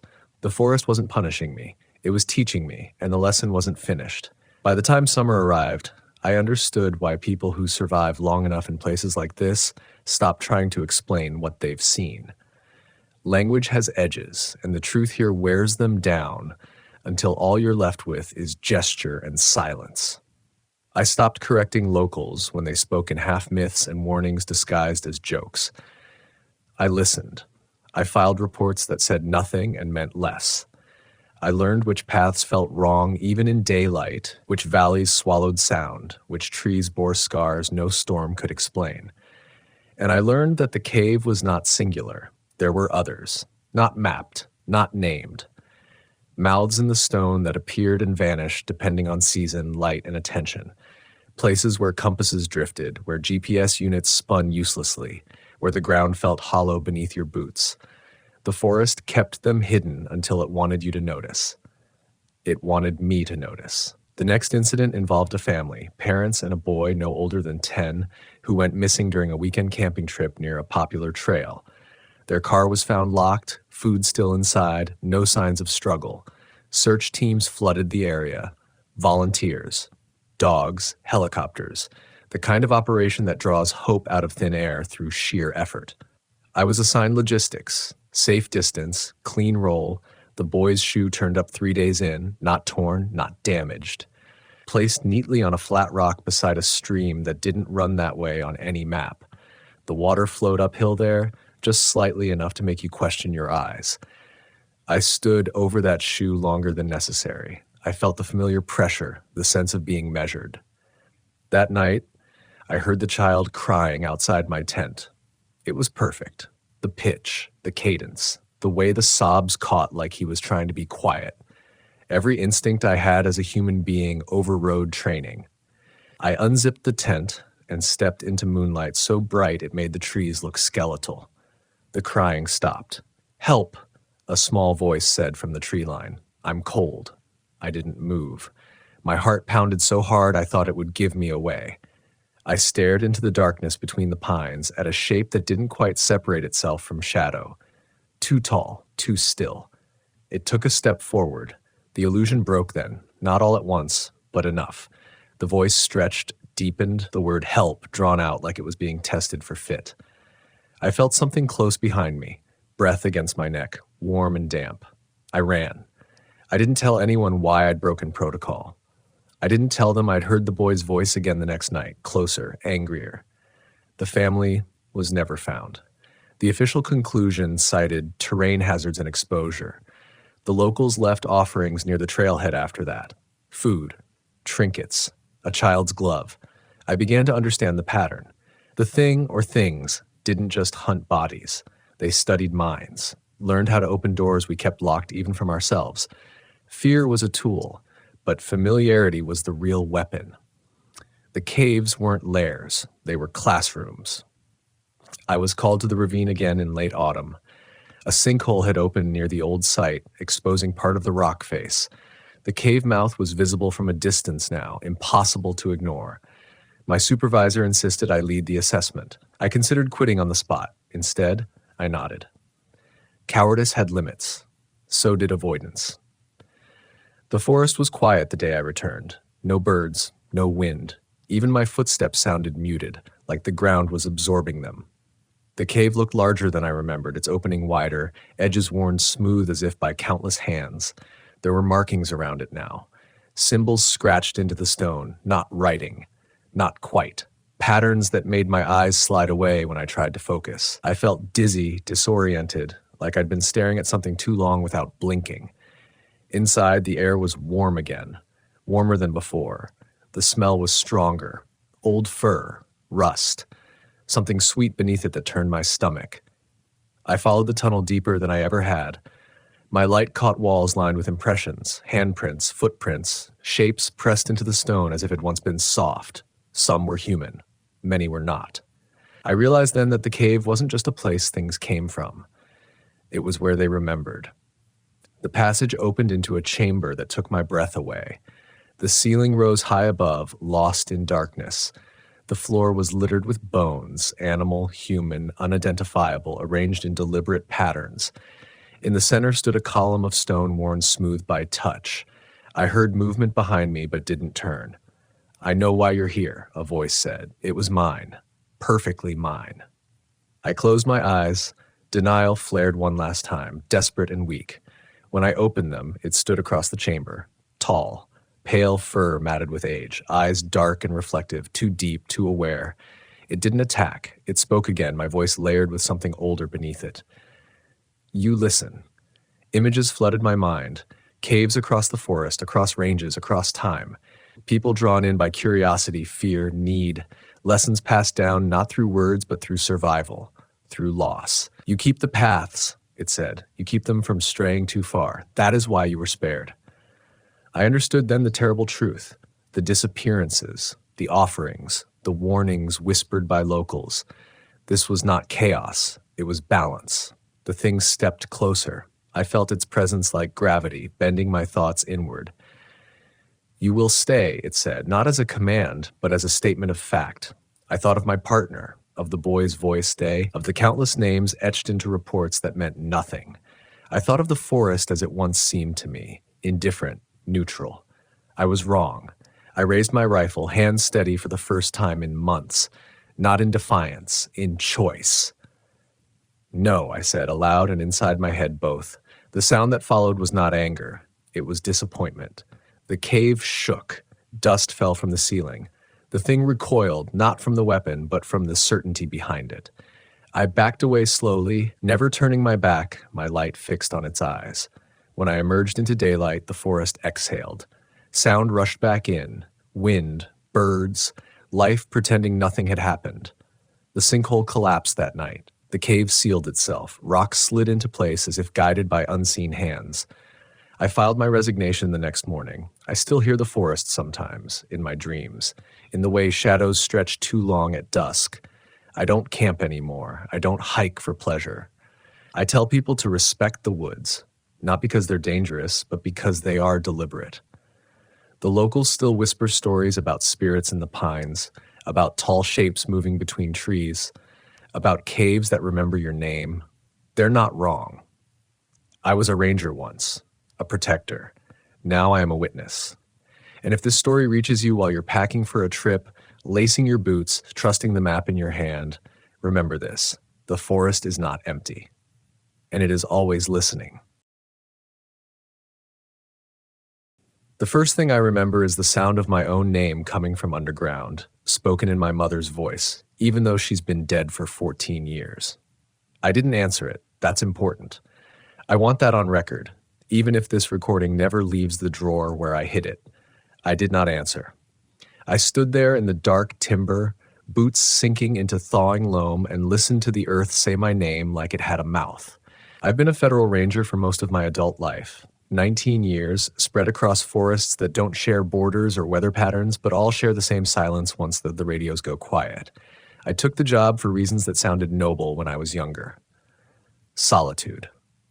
Order. The idea that rules still mattered somewhere. But the truth is simpler and worse. I needed places where people went missing often enough that nobody looked at you too long when you said you hadn't seen anything. That's not a confession. Not yet. The forest I was assigned to when this started doesn't have a name most civilians would recognize. It's one of those administrative gaps on the map, folded between wilderness areas and restricted land, where jurisdiction blurs and paperwork takes weeks to surface. Old-growth pine in the high elevations, limestone veins beneath the soil, abandoned extraction sites from wars nobody remembers fighting, places where the ground sounds hollow if you strike it hard enough. My first month there was quiet, too quiet.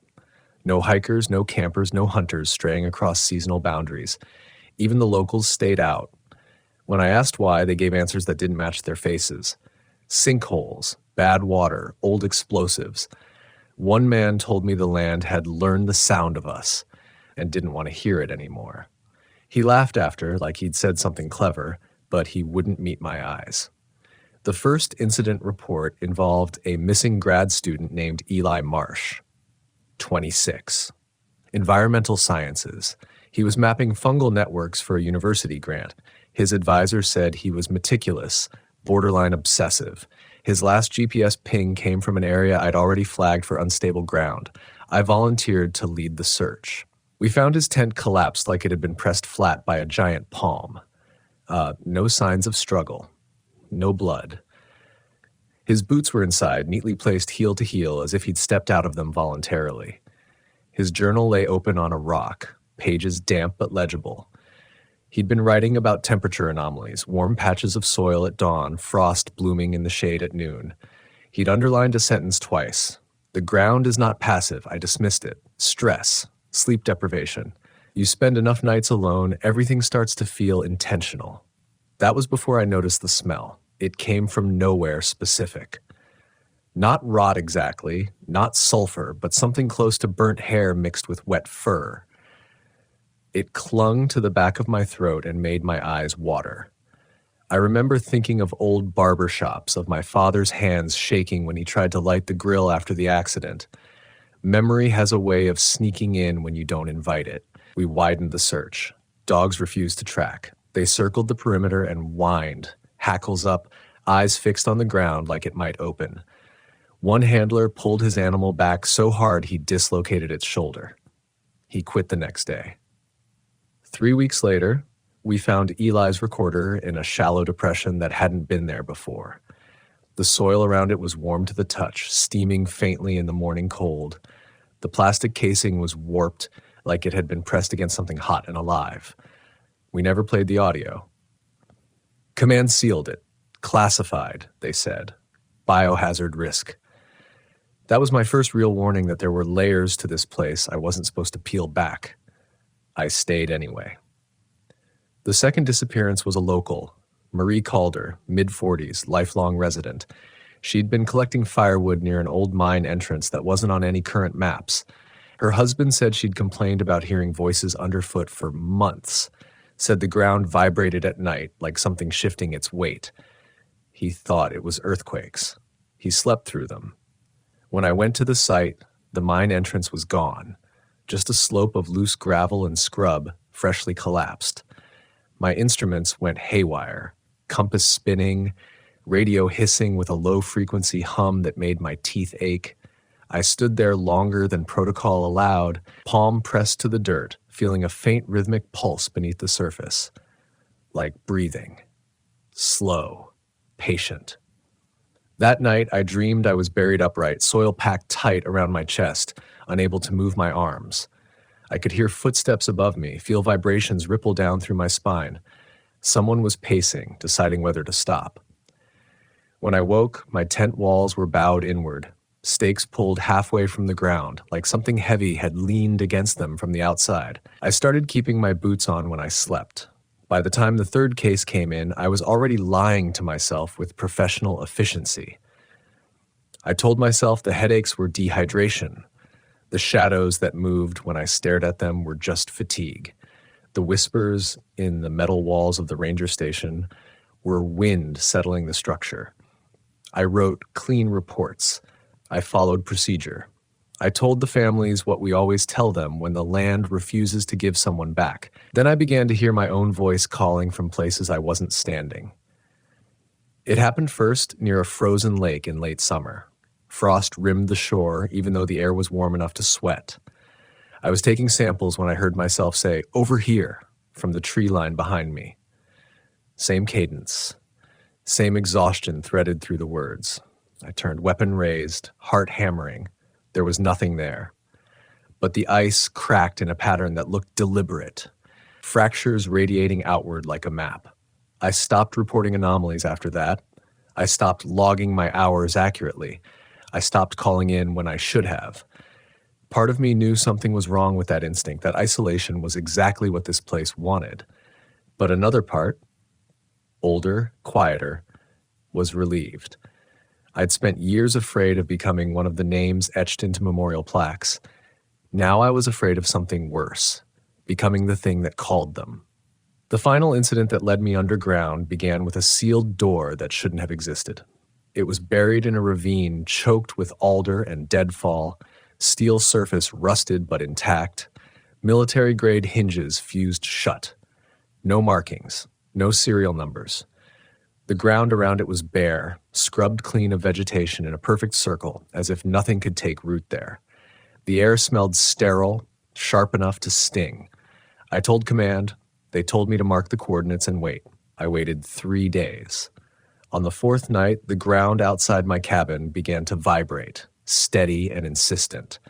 Not an earthquake, a summons. I took my light. I took my sidearm. I followed the sound of my name as it sank into the earth. If you're listening to this and thinking you would have done differently, I envy you. I used to think the same. I'm going to stop here for now. My hands are shaking and the walls are making that sound again, the one like something breathing through metal. Say the word. I didn't sleep before I went back to the ravine. I sat at the small table in the cabin with the recorder in front of me, listening to the building settle, counting the seconds between the soft metallic ticks in the walls. Every so often, the floorboards trembled. Not enough to register as movement, just enough to feel like a warning clearing its throat. The vibration had direction now. That was new. It wasn't everywhere anymore. It came in slow waves from the west, from the slope where the sealed door waited under soil that refused to grow anything. At dawn, the temperature spiked. Frost steamed off the ground while the treetops stayed rimmed in white. My breath fogged, then didn't, then did again, like the air itself couldn't decide what season it was. I logged none of it. The hike should have taken 40 minutes. It took nearly 2 hours. The trail kept changing under my feet, switchbacks elongating, landmarks drifting just out of place. A boulder I knew well stood on the wrong side of the creek. A stand of dead pines leaned inward, trunks bowed like ribs around a cavity. The smell came and went in pulses, burnt hair, iron, damp fur. Once unmistakably, blood. Fresh. I told myself it was an injured animal. I told myself I'd find a carcass, and that would be that. I repeated it like a mantra until the ground beneath me answered with a low, resonant hum that traveled up my legs and settled behind my eyes. The ravine was wider than I remembered, or maybe I'd misjudged it before. The alder had been pushed back, branches snapped clean and stacked unnaturally like someone had cleared a workspace. The soil was warm enough that steam curled upward in lazy spirals. I knelt and pressed my palm into it despite every instinct screaming not to. It gave slightly, like muscle relaxing under pressure. The door was fully exposed now, not rusted anymore. Clean. Dark. The steel surface reflected my face back at me in a warped, oil-slick sheen. I looked older in that reflection, more hollow. My eyes seemed too far apart, like the face wasn't quite assembled correctly. There was a sound coming from behind it, not voices this time. Machinery. A low, cyclical thrum, almost comforting in its regularity. Ventilation. Life support. Something designed to run for a very long time without supervision. I circled it, counting steps. The bare ground extended exactly 30 feet in every direction. No tracks, no drag marks, no evidence of how the soil had been cleared so perfectly. The trees at the perimeter leaned inward, their bark scored with shallow grooves, parallel lines at chest height like something tall had brushed past them repeatedly. I radioed in. Static. I adjusted the frequency. The static resolved briefly into breathing. Slow. Wet. Then my own voice cut through, distorted but unmistakable. Don't come alone. I shut the radio off and threw it into the brush hard enough that the casing cracked. The echo of the impact didn't sound right. Too deep, too prolonged, like the ravine had more space inside it than it should. The door had no handle, no keypad, just a recessed seam running around its perimeter. I ran my fingers along it and felt a faint vibration under the metal, synchronized with the hum behind it. My teeth ached. My chest tightened with a pressure that felt external, like invisible hands pressing inward. Then the ground shifted. Not an earthquake. This was localized, precise. The soil behind me rose slightly, then settled. I turned in time to see it happen again closer to the door, the earth bulging and relaxing as if something beneath it was adjusting its position. Preparing. I don't know why I said her name, Marie's. It slipped out of me without permission. The hum behind the door changed pitch, rising just enough to be noticeable. The seam along the steel darkened, a thin line widening as compressed air hissed softly outward, carrying a smell so clean it felt wrong. Hospital corridors. Bleach. Cold metal. The door opened inward. The space beyond was lit, but not brightly. Emergency lighting, yellowed and flickering. Concrete walls poured thick, reinforced, stained, with long vertical streaks where moisture had run for decades. The floor sloped downward, disappearing into shadow. The air was warm, dry, filtered, alive. I stood there longer than I should have, cataloging details the way training had taught me. No immediate threats visible, no movement, no alarms. Just the hum, steady as a heartbeat. Behind me, the forest went silent. No birds, no insects. Even the wind stopped. The absence of sound pressed against my ears until they rang. I stepped inside. The door began to close the moment my weight shifted fully onto the concrete. I spun, hand outstretched, but it sealed with a final heavy thud that reverberated through the corridor and into my bones. The seam vanished. No handle appeared on this side. I recorded a note then, speaking softly, controlled. Location, time, description. My voice sounded wrong in the enclosed space, too flat, stripped of its edges. The walls drank the sound. The corridor led to a junction marked with faded stencils, arrows pointing in multiple directions, labels scrubbed until only fragments remained. Haybe, OBS, store. Government shorthand from an era that didn't like to leave records intact. As I moved deeper, the temperature dropped sharply. My breath fogged. The hum grew louder, resolving into layers, fans, pumps, something deeper beneath it all. A subsonic vibration that made my vision blur at the edges. I began to see things that didn't match my movements. Reflections in polished metal panels that lagged by a fraction of a second. Shadows that leaned the wrong way. Once I caught a glimpse of someone standing at the far end of a side corridor. Broad-shouldered, ranger green uniform, back to me. I called out. He didn't turn. When I approached, the corridor ended in a blank wall. Concrete poured smooth and unbroken. I told myself it was stress. Hypoxia. Auditory hallucinations triggered by infrasound. I'd read the studies. I clung to them like lifelines. The first room I entered was labeled observation. Rows of monitors lined one wall, most dark, a few flickering with grainy black and white feeds. Forest clearings. Trails. The frozen lake. My cabin. The camera angle in the cabin feed was wrong. Too low, too close to the floor, pointed up at the table where I'd left the recorder. In the image, I was sitting there, head in my hands, unmoving. I stepped closer. The timestamp was current. In the feed, the figure lifted its head. It looked like me, mostly. The eyes were wrong, too reflective, catching the light like an animal's. It smiled slowly, as if practicing. From somewhere deeper in the facility, a door slammed shut. I backed away, heart hammering, the pressure in my chest intensifying until each breath felt borrowed. The monitors began to flicker faster, cycling through locations I recognized and others I didn't. Caves, mines, bunkers, shallow pits ringed with trees. In every feed, something moved just at the edge of frame. Waiting. I realized then what this place was for. Not containment, not research in the way we like to imagine it. This was a listening post, an interface, something built to watch how the land learned us and how it learned to answer back.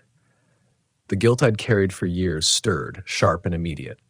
Faces surfaced uninvited.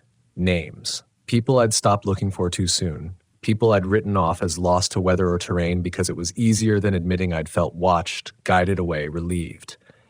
The hum deepened, syncing with my pulse. The lights dimmed.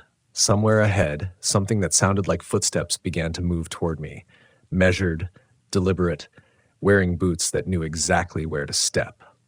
I'm going to stop this section here. The corridor ahead slopes down, and the air is getting thinner. My recorder battery is already draining faster than it should. The footsteps stopped when I did. That was the first confirmation that whatever was moving down there wasn't just sound bouncing around concrete. It was responsive, acknowledging distance, measuring. I moved again, slower this time, heel to toe, minimizing noise the way they teach you when you're trying not to be found by someone who already knows you're nearby. The corridor narrowed, ceiling lowering just enough that I had to duck my head. The walls were warmer here, radiating a heat that felt organic, uneven, like skin after exertion. The lights overhead flickered in sequence, not randomly, off behind me on ahead, drawing me forward. Hurting. I told myself I could still turn back, that I could sit against for rescue, even if it took days. But the image of the thing in the cabin, me, lifting its head and smiling, stayed fixed in my mind. If I went back, I wasn't convinced I'd be the one who left. The corridor opened into a larger chamber. It had once been a processing room of some kind. Conveyor tracks embedded in the floor. Hook mounts along the ceiling, some still holding lengths of chain. The concrete was stained dark in irregular patterns that didn't match rust or mold. The smell hit me all at once. Blood and snow, cold metal, old water left too long in pipes. Underneath it all, that same sterile note, like a hospital that had learned to rot quietly. Something brushed my ankle. I reacted before I could think, stumbling back, heart slamming hard enough to make my vision tunnel. There was nothing there. The floor was bare, but the sensation lingered. A light, deliberate contact. Testing. My radio crackled to life at my hip. I was sure I'd destroyed it, but there it was, volume low, emitting a faint hiss. Then a voice cut through. Found another one. Not my voice this time. Male, younger. I recognized it with a sick drop in my stomach. Eli Marsh. The transmission looped once, twice, then dissolved into static. I shut the radio off again, hands shaking. The guilt I'd buried clawed its way up, sharp and insistent. I should have pushed harder, should have ignored orders, stayed longer, gone deeper. I'd told myself the terrain was unstable, that it wasn't safe. Safe for whom? I crossed the chamber and found another corridor beyond it, this one unmarked. The hum was louder now, resonating through my ribs. The air pressure changed abruptly, popping my ears. I tasted iron. As I moved, the walls began to show signs of modification. Panels removed and reinstalled poorly, seams resealed with mismatched materials. This place hadn't just been abandoned. It had been altered, repurposed by something that didn't fully understand the tools it was using, but had learned enough to make them work. I began to hear voices again, not calling my name, conversational. Snippets of dialogue drifting through the hum like radio bleed, a woman laughing softly, two men arguing about a map, someone whispering a prayer under their breath. They overlapped, layered so densely I couldn't separate them. Then I realized they weren't random. They were all things I'd heard before, on searches, over radios, in final transmissions that cut off mid-sentence. The corridor ended at a heavy blast door partially open, warped inward, as if something immense had forced its way through from the other side. Beyond it lay a cavernous space that couldn't possibly fit within the footprint of the facility above. The ceiling vanished into darkness.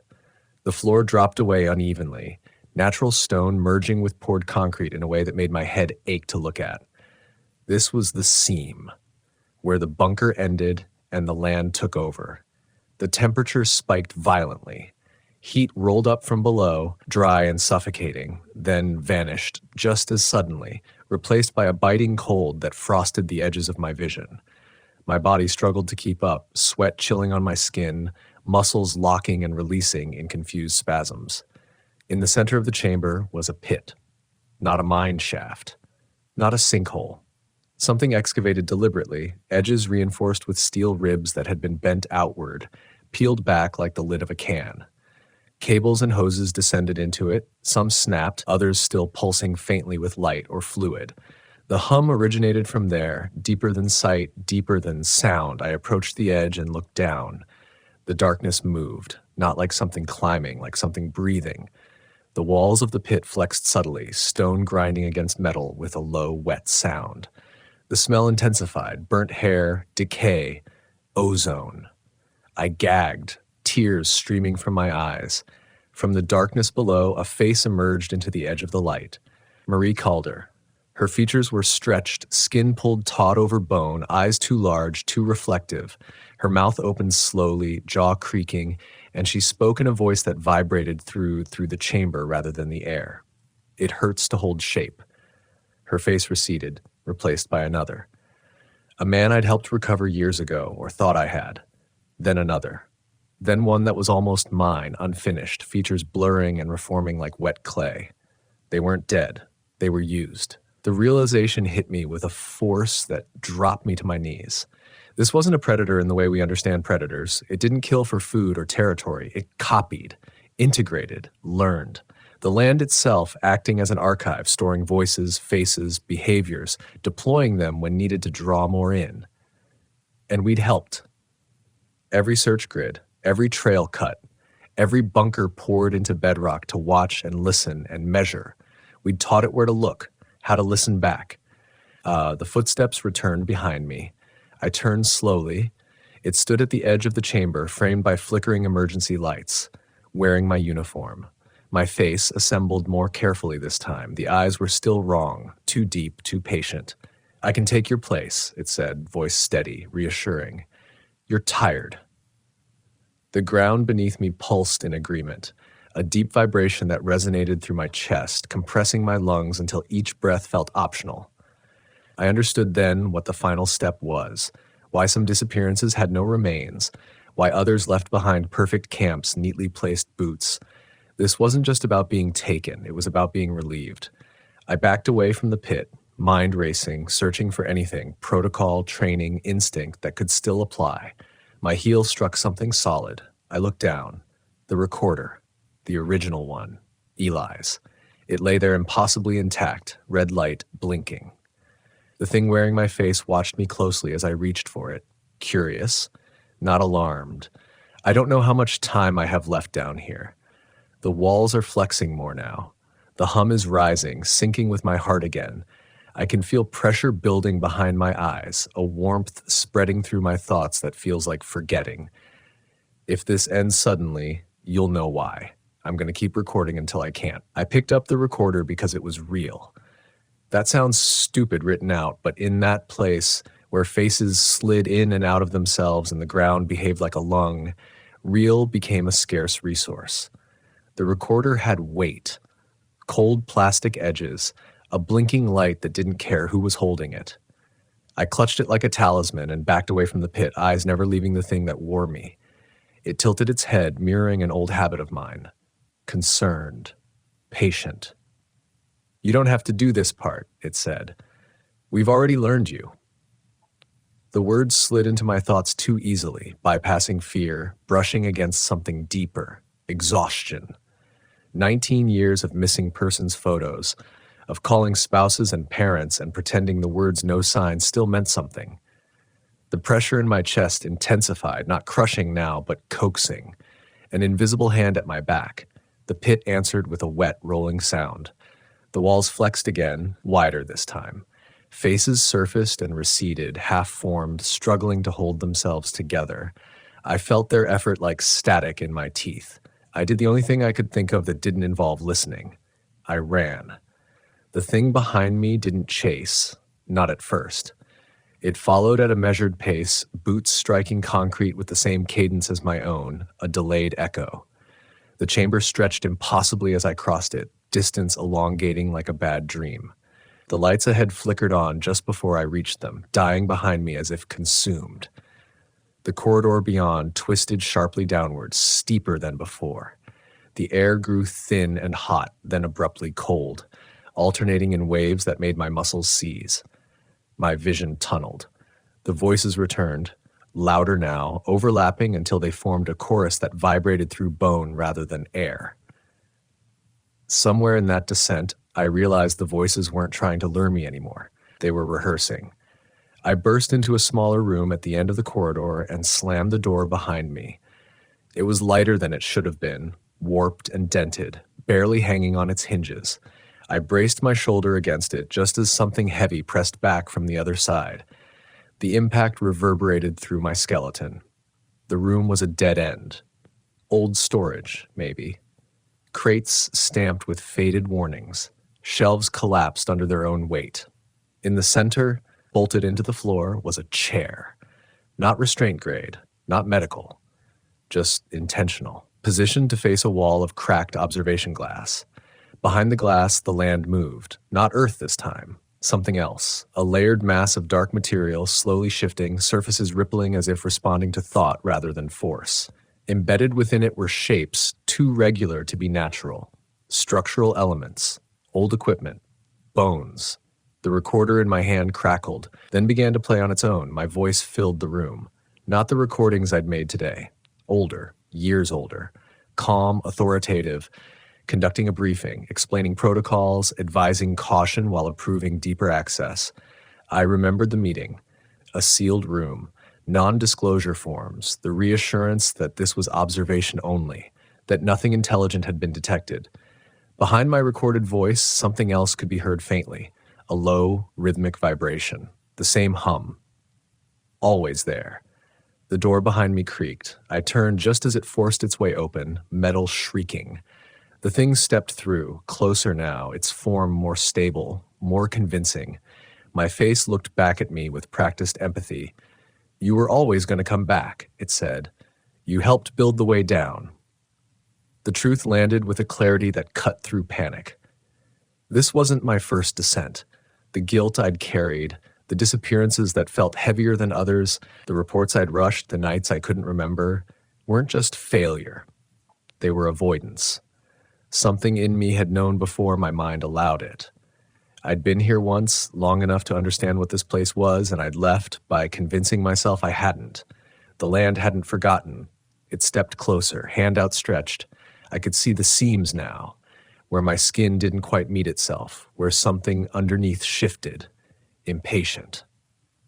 "You don't have to be afraid anymore," it said softly.